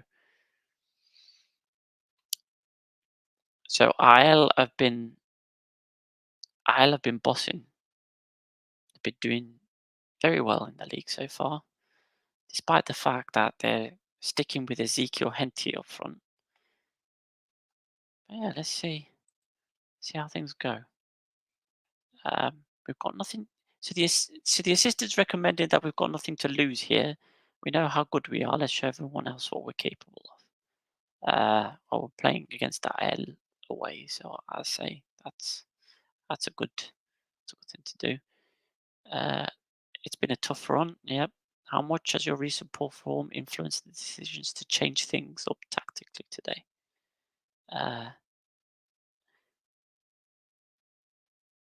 We've not had. Yeah, let's go with that one. What's the mood in the dressing room at the moment? We've got a great bunch of players. Right. And let's go. Koskela. Look at Koskela. He's only lost 1 game. Right. So let's get to the match. Here we go. Here we go. We've gone for a more traditional formation with the 4-2-3-1, albeit with 2 DMs instead of 2 central midfielders. So that should hopefully quieten IL down. But it doesn't look like it because in the 10th minute they're on the attack. But yeah, there's Mendoza, Henty, Kakaniklik, and Anestis saves. Yep. So Jalma, Mendoza, Cernic, Jalma. Dumbia gets a hold of it, but clears it up only to Kakaniklik. Theodoro gets the ball. Suk, long ball to Hugo Bastos. Tsuka Medojevic, Cernic, Kakaniklik, and he hits the post. I don't think this change in formation has done much, if you ask me. Filipovic heads it over the bar. Anestis takes the goal kick. Gives it straight away. That is Dumbia dribbles. Ravel Morrison shoots, and it's a save. Okay. All right. Well, at least we had a chance. Ravel Morrison with a pretty good chance there. Did okay. Free kick. Morrison takes it to no one. Mendoza gets the ball. Medojevic, Kakaniklik, Hugo Basto, Filipovic, Serdic, Medojevic, Kaniklik, Mendoza, Tsuka, and it's a save. Kovacevic almost scores an own goal. Corner from Mendoza. Headed out, back to Mendoza, Kaniklik, Tsuka, Mendoza, and it goes to nothing. Absolutely nothing. Joey Sook's got a yellow card as well, so that's always good. Tsuka with the throw in. Kovacevic gets the ball to Teodoro to Sook. I don't know what the hell run that was. Left the ball behind. Anyway, Andreu, Jalma. Malone clears the ball out to Filipovic. Medojevic. Kakaniklik. Tsuka. Kakaniklik hits the post. Oh no, Tandy cleared it. And Dumbia's on the counter attack to Tandy. Tukalas gives it away. They're all giving it away. They can't pass for shit. Need to do something about this. Henty to Mendoza, and there's the goal. Oh, there's an offside decision. And the goal's been awarded. The goal's been awarded, so Isla winning 1-0. Oh, that's tight. I need to see some lines there. Show me the lines. Show me the lines. Kakaniklik to Henty. Yeah. Yep. Not a good showing in this first half, guys. Not a good showing at all. So at least keep it 1-0 till half time, and then maybe think about what we're doing wrong here. It seems to me though that it's the passing is letting us down. We keep giving the ball away. So I'm going to say to them that we need more possession in the second half. Oh, Joey Sook is stressed, and Karim Rossi appears to lack belief. Interesting. Okay. Well, that's all right, guys. All right, guys. Not to worry. It's okay. It's only 1-0. Let's try and keep possession. As it drops to 39%, let's try and keep possession. They're not keeping possession.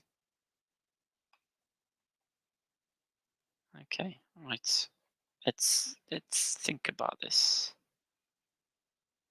We still only had one shot at goal, so this isn't working.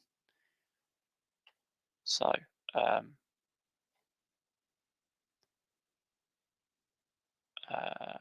Rossi off. Let's put Gatsandoni's on and put him as pressing forward. Make some get the defenders to make some mistakes. Morrison's having a shocker as well. Let's put Lukili on instead.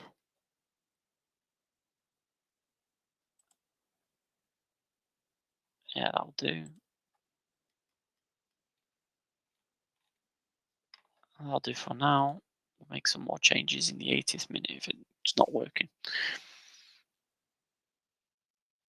Freshen things up a little bit.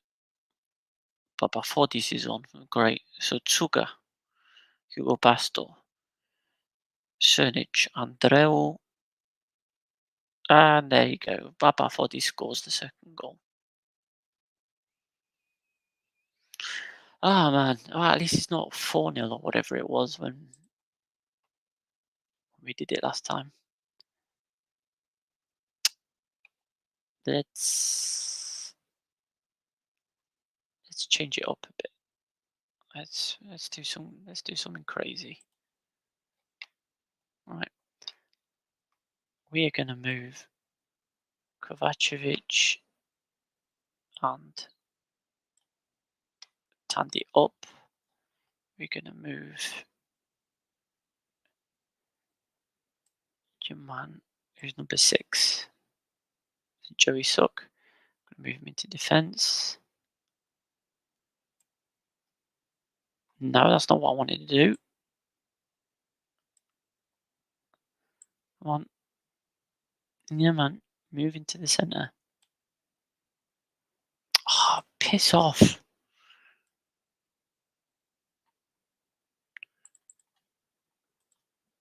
Right, there we go. That's better. Right, let's bring Suk there. Hey, look, I'm playing what gets by I should be playing.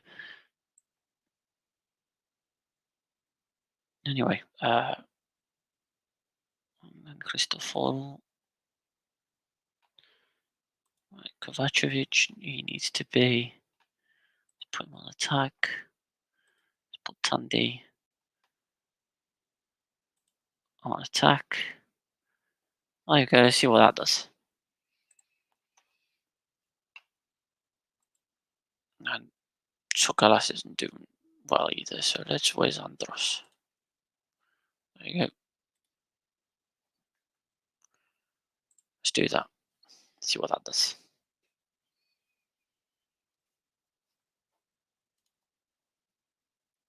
And let's go attacking as well. Let's try and get something sorted.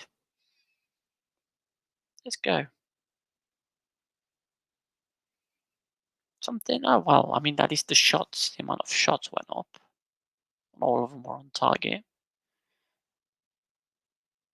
It could have been worse. Could have been a lot better.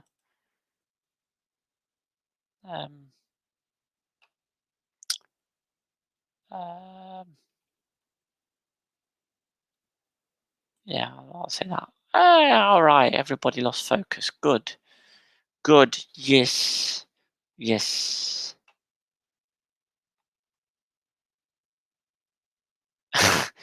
Why do you think your team found the basic purpose of football matches, scoring goals, so difficult to do?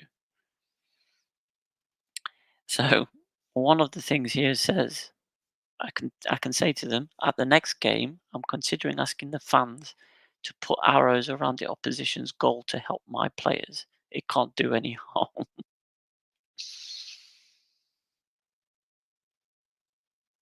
Yeah, I'll say the goals will come. Not the result you wanted today, then.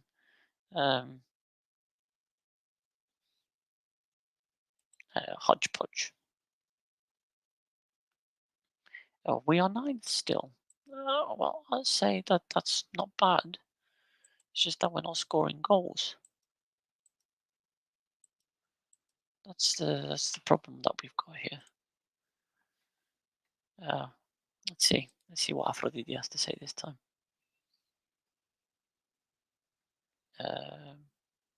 It was the right decision, even though it worked against you here. Are you in favor? Yes. They keep asking me about VAR, and then that's it. Okay, fine. Fine. Yeah, Aphrodite Andreu is still unfriendly. She just sits in those press conferences and you can see the stink lines coming off her head. But yeah, so look at that. After losing to IL, we've now got to play Bafos and Omonia next. Bro, do you know what? You could tell she's the kind of person that sits there with her arms folded, legs crossed, and she's kind of like shaking her foot. Do you know what I'm saying? Oh, One yeah, of those. yeah. She's Face like thunder. proper going for it, isn't she? She's like, not a fan of you, mate. Bloody hell, I'm getting some bloody emails here. Kypros Christoforou. Hernia. Hold on. Somebody was very concerned. Who's very concerned? Very concerned about what? He wants a wing back role. That's why he's very concerned. Okay. All right, Sim. He wants to be in a wing back role. There you go. No support. There we go. Adam Bogdan. Somebody's recommending me Adam Bogdan.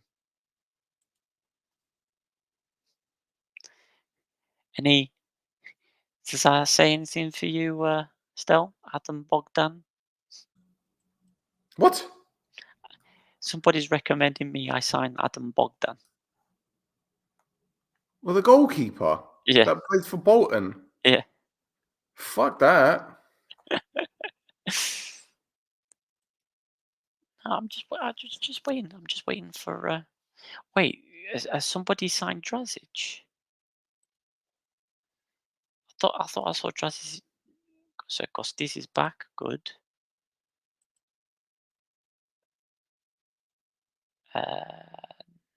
Nope, don't want to do any of those.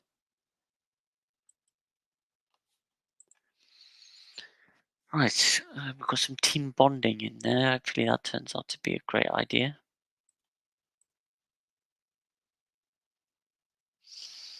Hey, look.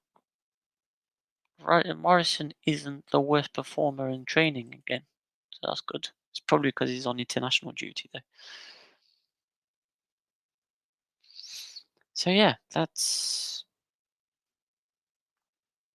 Adenon out with training injury. Oh, that's the big story. That's the big story in the Protathlima for today. Adenon is out with a training injury. Wow, what a yeah, go on then. Available.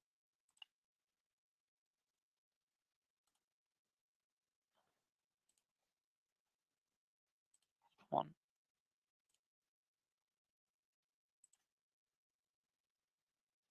Yeah, okay. Right, go. Ravel Morrison. Played for Jamaica. He got a 6.8.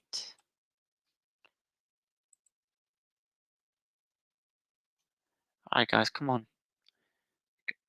Oh, there's the Cyprus.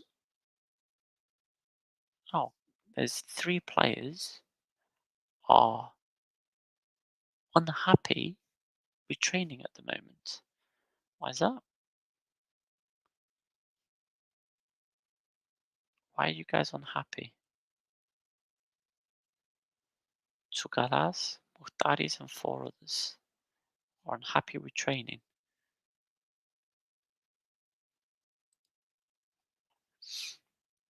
Feels a low level of general team training might be causing the team's poor form. Karim Rossi is unhappy with how quick training is because of the high volume of quickness training. He doesn't. Kovacevic is not happy with the individual training he's been put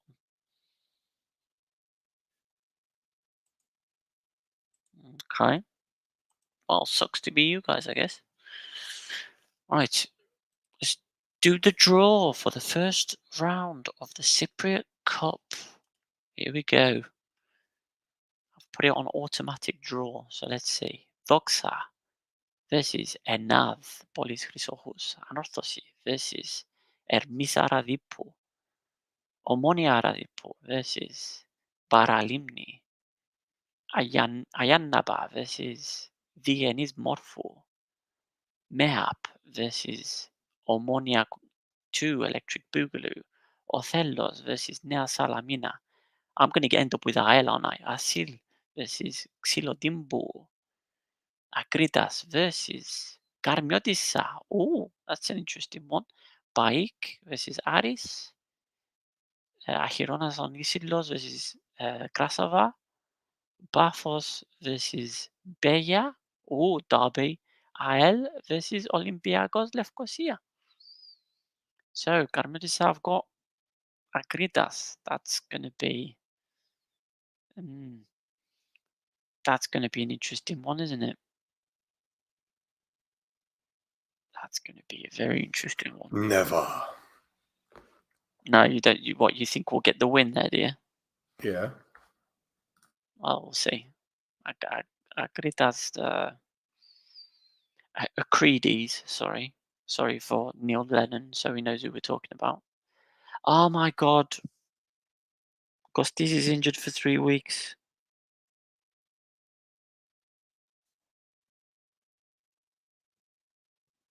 Oh my God.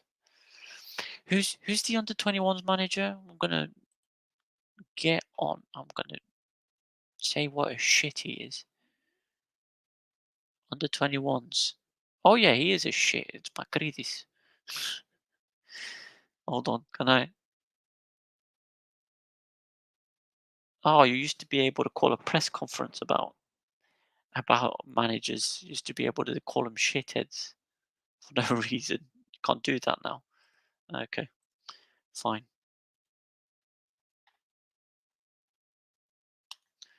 Fine. Right, yeah, we got buffers. I know Benezet is back training. Tugalas is injured. Yes. Yes. What is injured?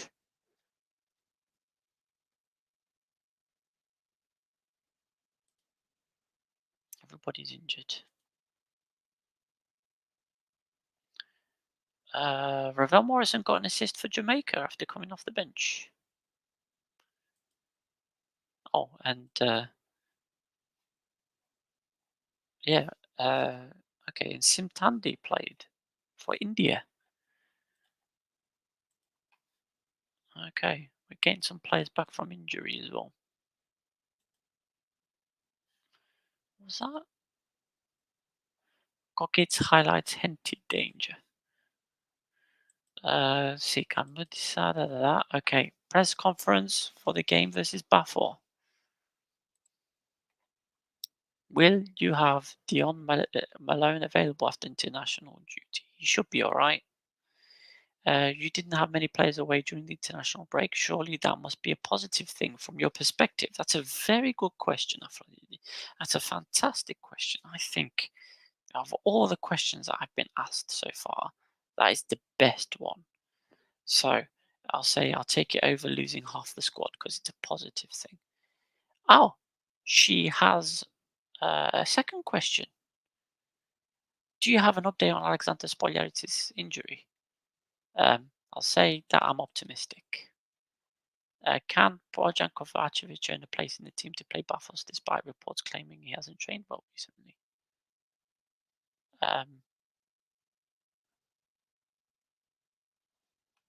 Let's see.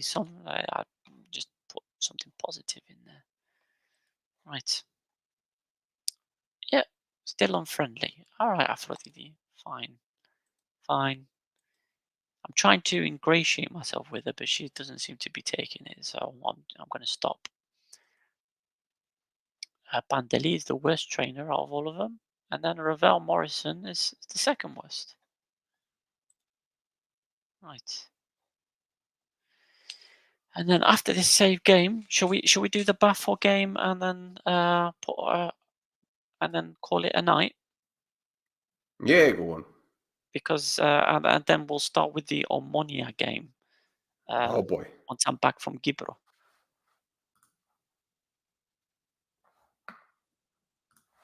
Right. So Tsugalas is injured. So we have to put Fido. Because this is injured, so he's got to come off.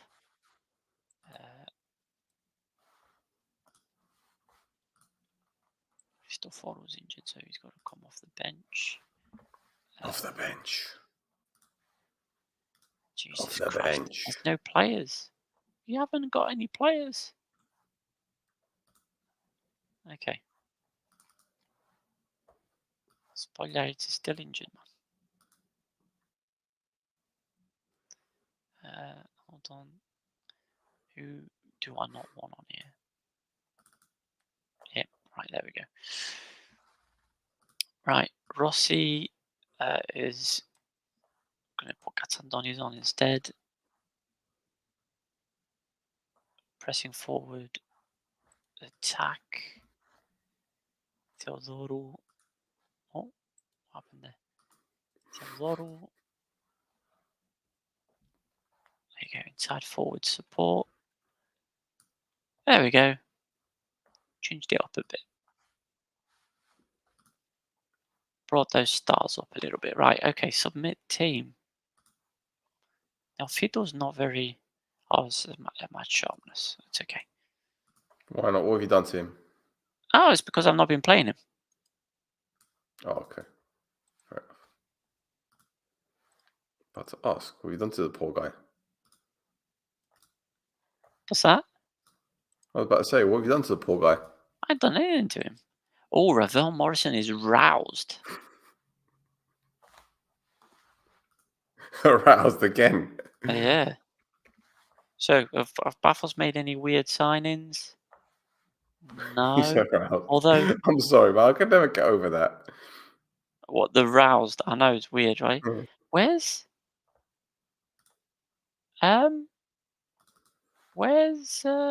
there's someone very important missing there in that first 11. Do you see it? Where's your guy Gyro?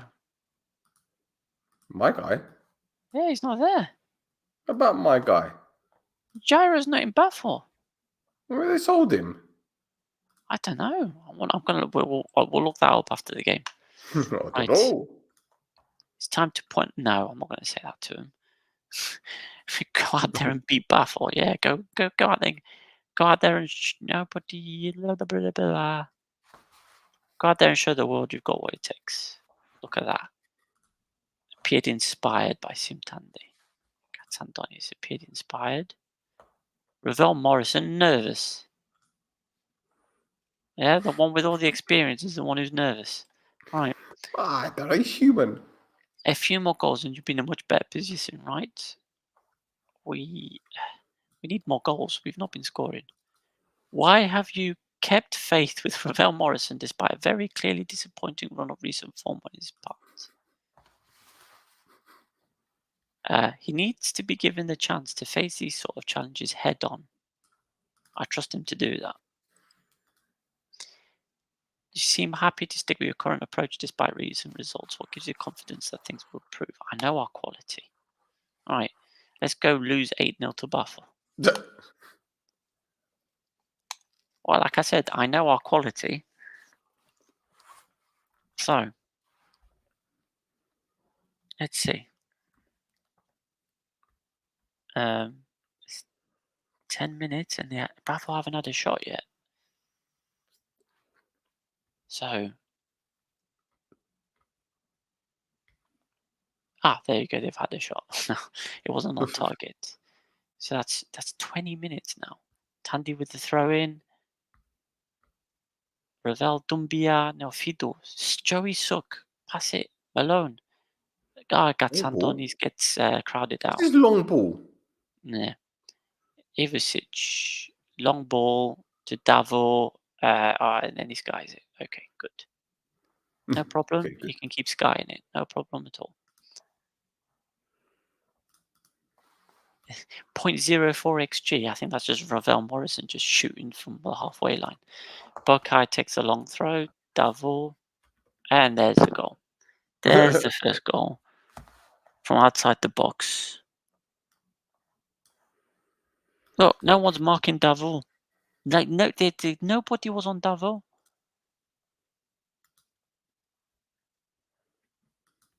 That's incredible. That is incredible. Anyway, we're not keeping possession. We've got to do something about the possession, man. No, I'll wait till half time. Make the changes. Try and play something. Maybe reduce the tempo. Maybe.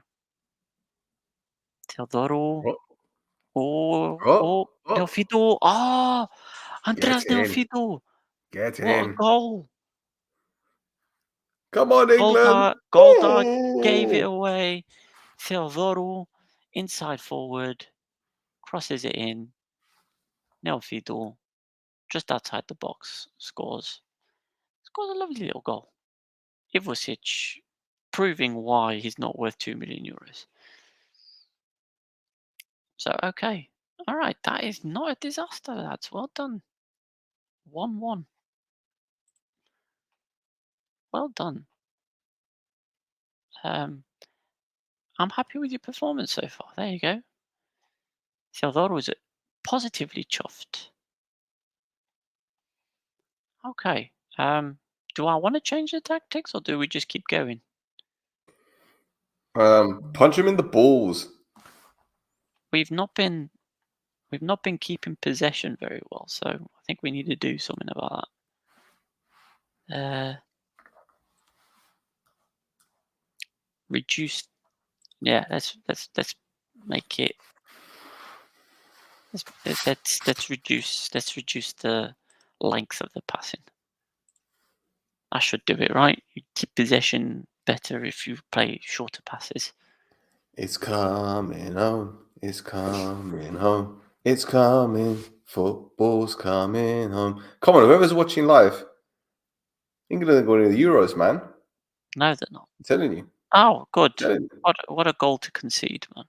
That is offside. That's got to be offside. Goal disallowed. See, it's coming home. VAR. Why are you showing it again? There you go. Showing us the We need to lines. know. It's offside. Who cares? Yeah. The lines in the They're showing Protathlima. us the lines. You Are see you how they sure? use a red and a blue line instead of a green one. Anyway, Mukhtaris has the ball. Short passing, Neofidu, Sok, Neofidu, Gatsandonis, Do you think Dumbias. it's Sida Vision's cameras? Do you think that it's Sida Vision they're don't using know. their software? I don't know. Suk, Kovacevic, Suk. Oh, he goes. Oh, that would have been a beautiful goal. Yeah, maybe. I don't know. I don't know if it's Sita Vision's cameras or if it's. But wait, it's because you need to set up VAR in the stadium, right? Yeah. Yeah. Yeah. So I think it's got something to do with the stadium. Like, who uses what? I think it's more. Oh, Tandy's fitness levels are dropping. Bad. Right. Okay. Well, let's put Bandeli on. And Gatsandonis has been okay, but he's not really doing anything. He's on 6.4. Let's put Rossi on. He seems to do very well off the bench. And yeah, but I don't want him to be a pressing forward because he's not pressing forward.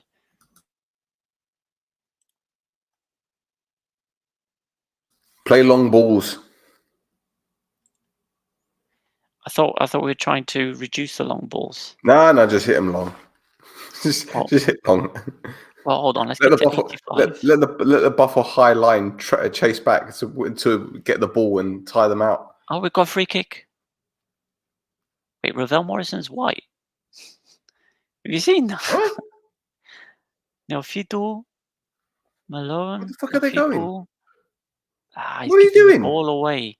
Yeah, they're gonna go. Offside. Fucking, is he offside? Oh, they're checking it. Goal disallowed. Yeah, Okay, see, I knew it, man. There you go. told you. See, I see these things, man. All right. Okay, let's. We're gonna win this one. It's coming home. If we finish Pump off, it like the Black Eyed Peas. right. Well, let's take. Morrison's not having a good game. Put Benezet on. Shadow Striker. Attack. I can go for it. Right. And we want in possession. Much more direct. Yeah, there you go. Right. Confirm changes. Bam. Let's go. Let's go. I mean, even if it stays 1-1, that's a pretty good result, I think. Pump it. Well, I mean, since we did that, nothing's happened. So that's Don't a worry. good thing. What happened? Oh no, they got corner. Pepe. Oh no. Jefferson.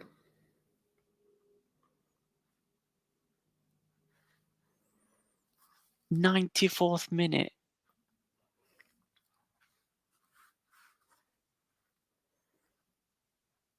'94th minute goal conceded. That's horrible, man. Man, that's horrible.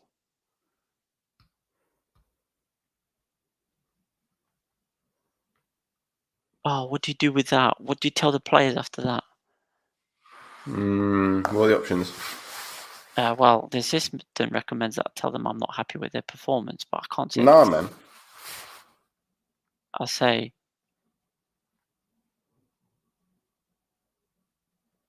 well, I can't say that. I can't say that I can't fault their performance because, central defenders got 6.2, 6.3. That's terrible.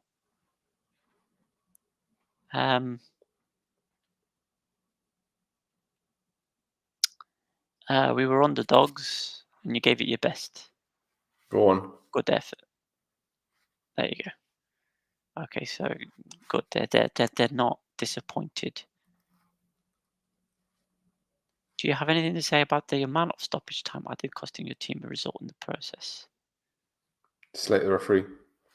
Yeah, I can say I'm livid.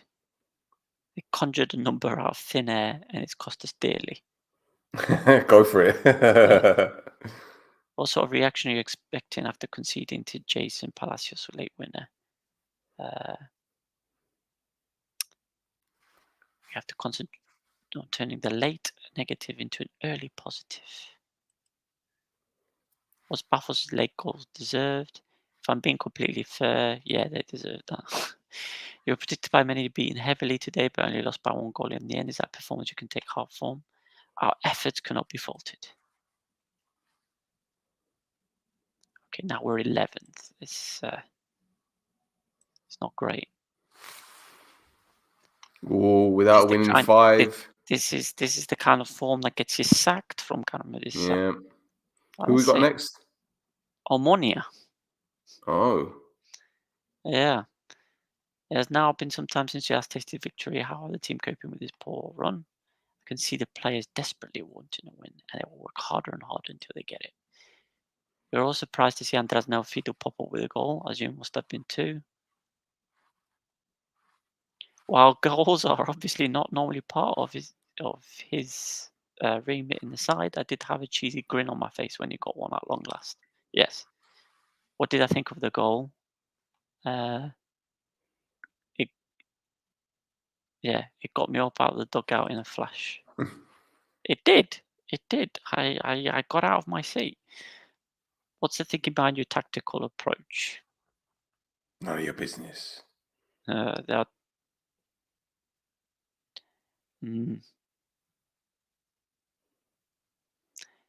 suits the players. Anyway, spotlight on the Racing B. Apoel beat IL 3-0. Oh yeah, that's what we're going to do. We're going to check where. Yeah, if Ivicic is the captain.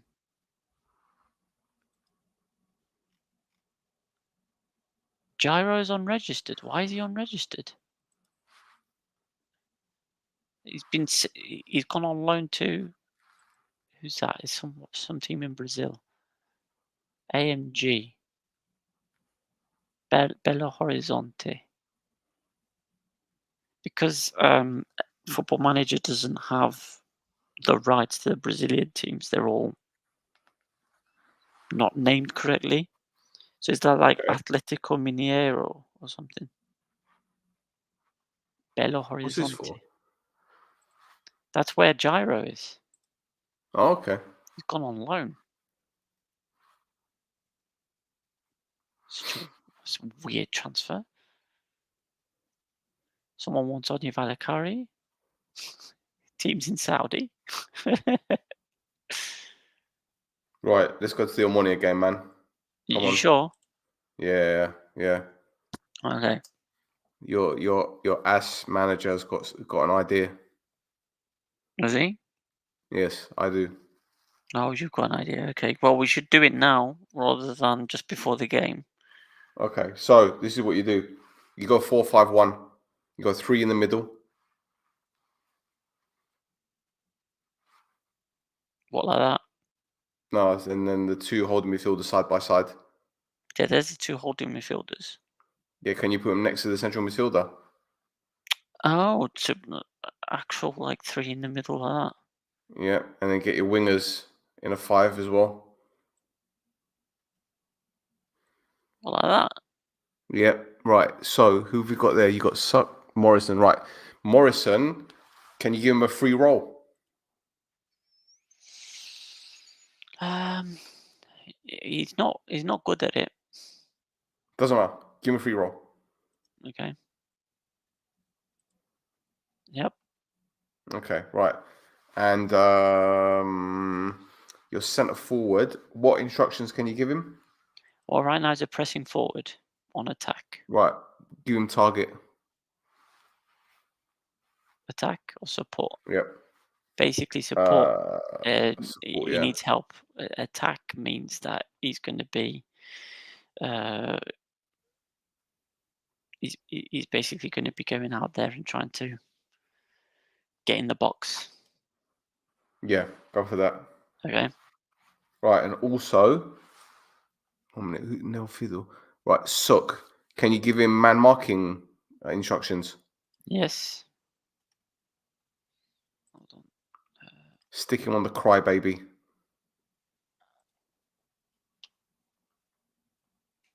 Mark specific player.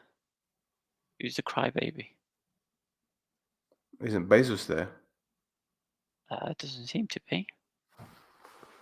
Okay, so we got there. Kasama. Stick him on Karim Ansari Fad. They're going to Okay. go 4-4-2. Yeah. All right, go on, run it. These guys seem a bit. I don't know. I feel like I need to put these guys to go forward a bit more.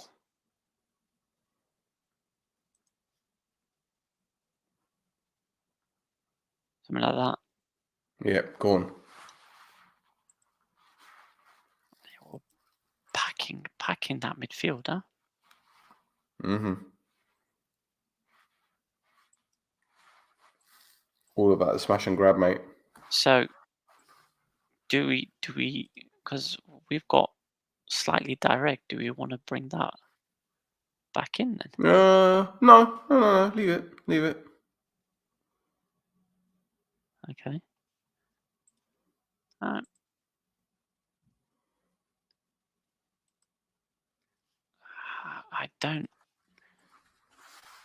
don't want to do staff meetings with you guys. I'm sorry.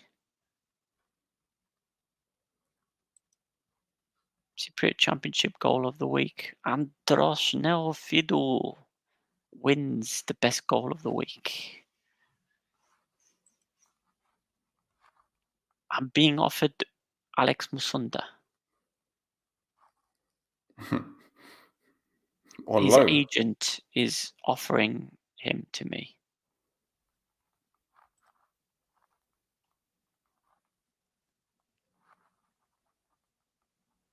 You can't afford him. No, I can't afford him. So why are they offering? Fucking idiots. I don't know. I don't know why I'm being offered him. Unless his contract is up in the summer. Oh, shall we have a look?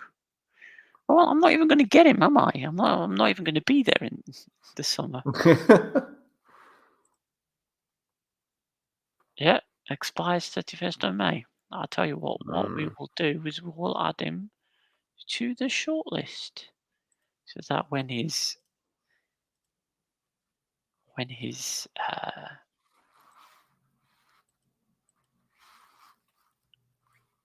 squad unhappy with club situation. Okay, that's going to be an interesting thing to deal with after that. Right, attend press conference. Right, is this a match for Garmodisa to park the bus? No, that's my style. Be Um, blunt. Okay. Does Dimitris Theodorou have the key attributes to unpick Omonia? He can perform to a good standard. Yep. Joey Sook has the intangible qualities so many players look for in a leader. How much does that help you in the way you set up your team? He's absolutely vital. He's going to do the Cruyff turn. He's going to do that Cruyff turn goal. Are you going to change your training methods as response to Bojan Kovacevic's complaints? I will look into Bojan's comments and see if there's anything we can do as a result. So are you changing? I listen to my players. Just piss off. Anyway, oh look, Yannis Loidis is respectful to me. You know? Squad unhappy. Several players are unhappy about the poor dressing room atmosphere. Apparently some of you aren't happy with how things are going lately. What's up? Hey look, we've got there's 3 players. We've got Samir Ben Salam, we've got Alex and Ravel. and Ravel. Go on, ask him. Well, go on. So Ravel says, you need to do something about the dressing room atmosphere. It's a real chore to come to work at the moment, and that's not a good situation to be in. I don't want to say that.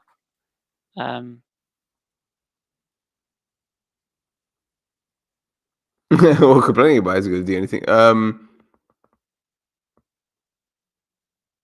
Yeah, go click on convince. Yeah, That one. just do your job as footballers, and everything else will take care of itself. So we won't win consistently without a happy workplace, and that's your responsibility to cultivate.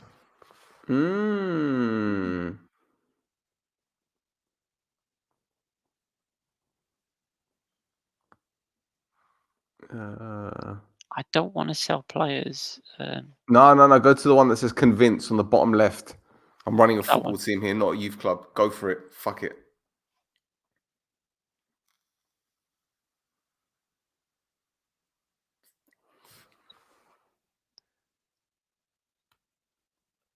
I can see I'm not going to be able to win you all round. Let's leave it there for now. Great. So Ravel Morrison doesn't like me. Alex was already pissed off with me in real life. So now... But Ben Salam's happy with it. There you go. Okay.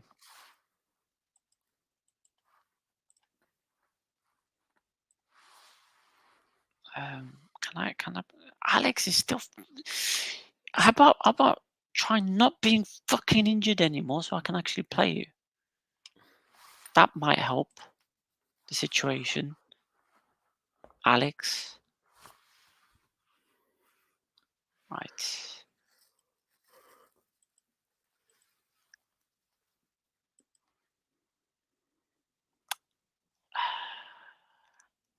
What are we thinking?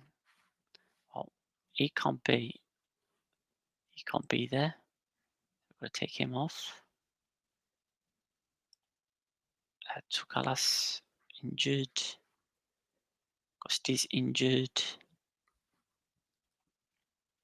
That's going to have to be it, isn't it? Yep. All right. So we're going to get... Ravel Morrison is troubled. Worried about the lack of changes to a team in poor form. Have you seen what we've done to the formation, Ravel?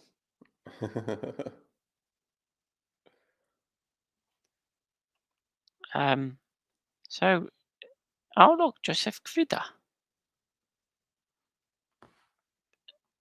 Is he? I think he's playing Koulibaly as a right back. Okay. Koulibaly a right back. Miletic is left back.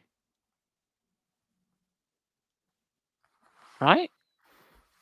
Or Cipriano? I don't understand what's going on here.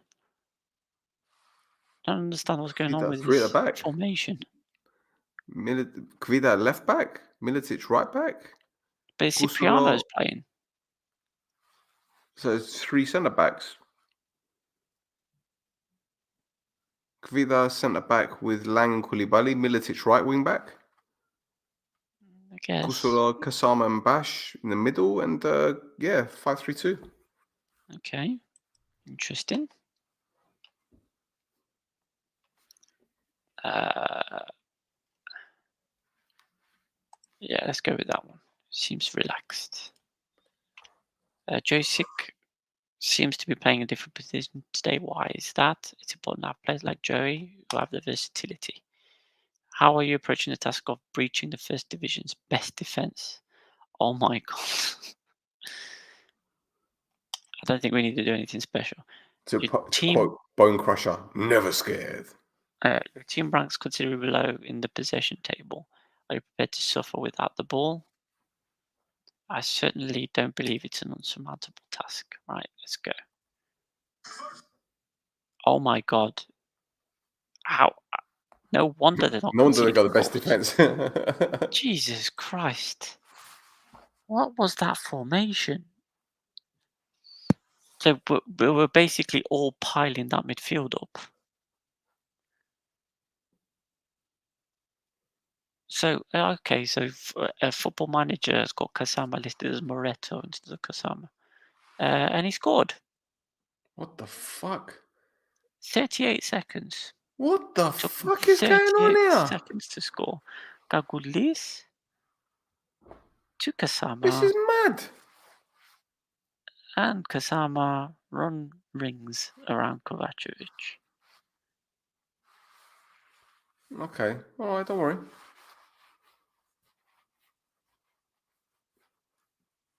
I think I'm going to stop listening to my assistant manager, man. This is a Cipriano with the corner. Gagulis, Koulibaly, Lang, Miletic, Gagulis, 2-0. What? Go offside. Goal awarded. Oh, fuck off.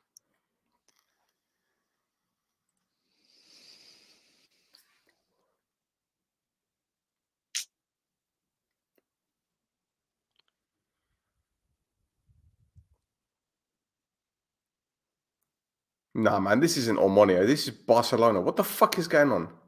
I don't know what's going on, man, but this isn't. This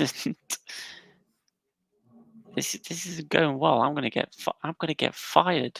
Fucking Right, there you hell. go. 3-0 What the after fuck is 13 going on? minutes.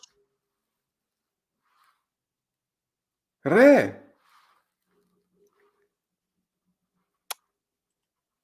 So I mean, it's no. going to get to half time. I'm going to make 4 changes. Fucking hell. Teodoro with the corner. Bloody hell, it's not even worth it.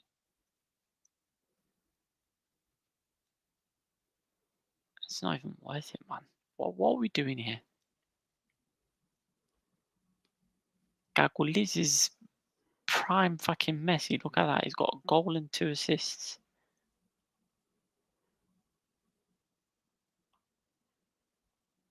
This is terrible. I don't like this.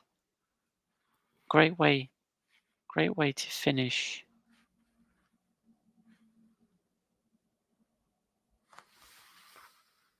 Guess that fucking 3 in the first 15 minutes, man. What the fuck? Yeah, now they're relaxed. Now they're relaxed, right? So, since I'm getting sacked anyway, that was absolutely terrible. Right, so this didn't work.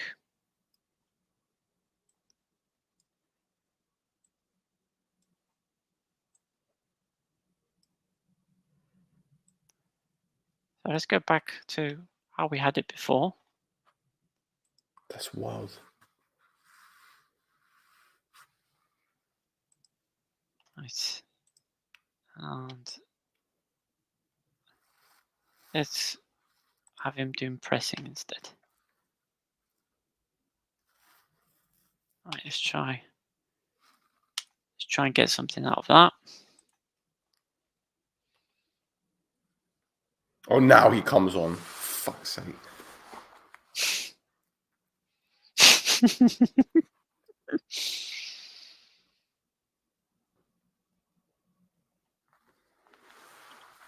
Okay.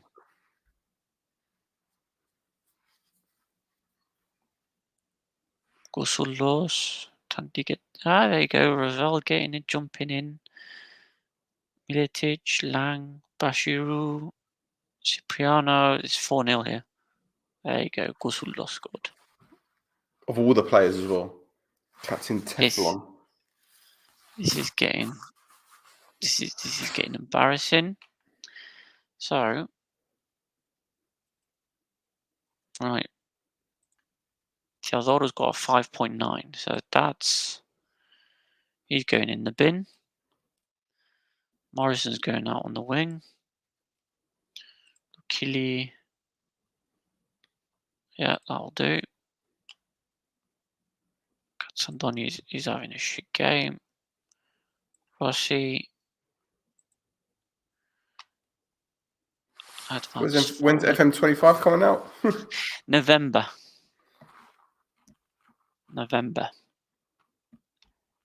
Oh, Tandy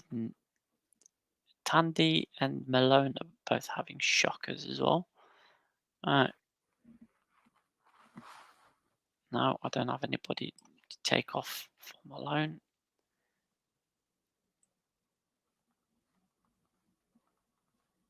Tandy's not having a great game.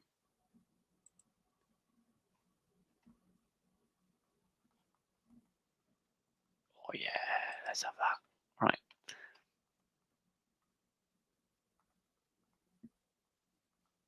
Yeah, right. I can't even remember how many changes I made. I've made 3 changes. Okay, let's go.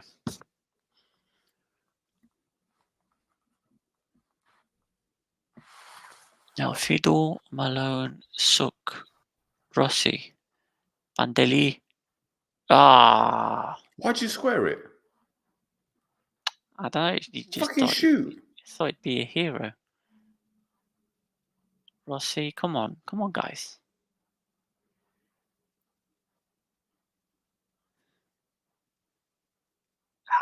Fucking this guy as well. Right. Oh, of course.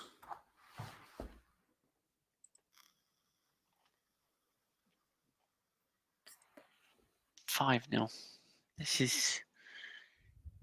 is not happening, man.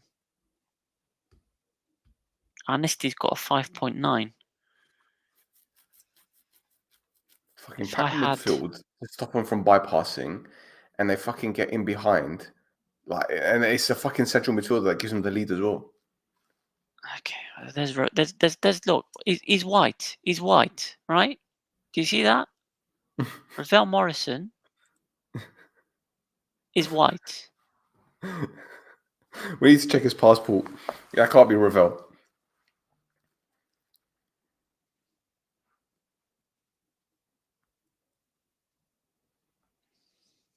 Kvachovic with the corner.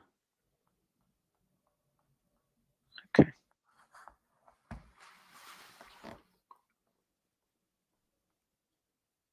This has been a disaster.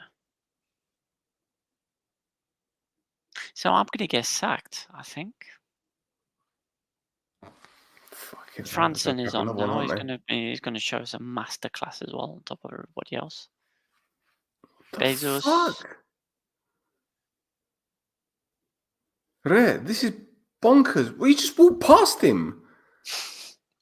You just literally went through him.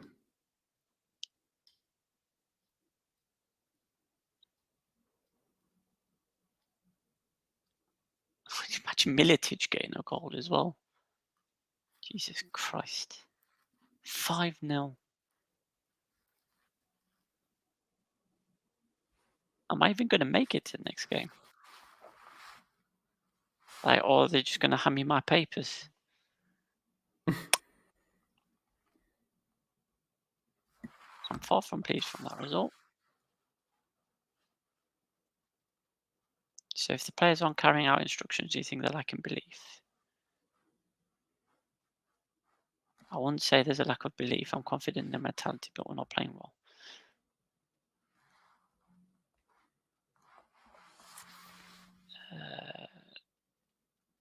It's difficult not to be exasperated after that one. Some good stuff out there, mostly bad. That usually means a defeat.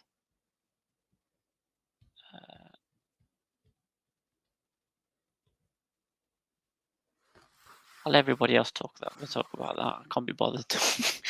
There we go. We're in the relegation zone. No, God, she's gonna have a fucking field day, isn't she? Aphrodite. Bitch. Right. How bad are things in the dressing room? Say they've got some great players who need to believe in themselves more. Dion Malone played crap.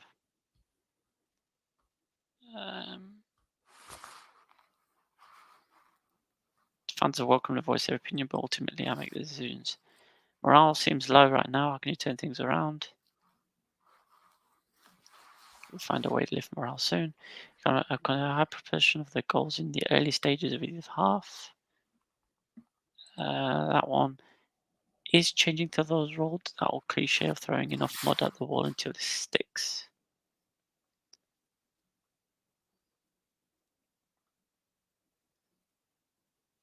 Any player worth his salt in the modern game has to be able to do more than one job on the pitch.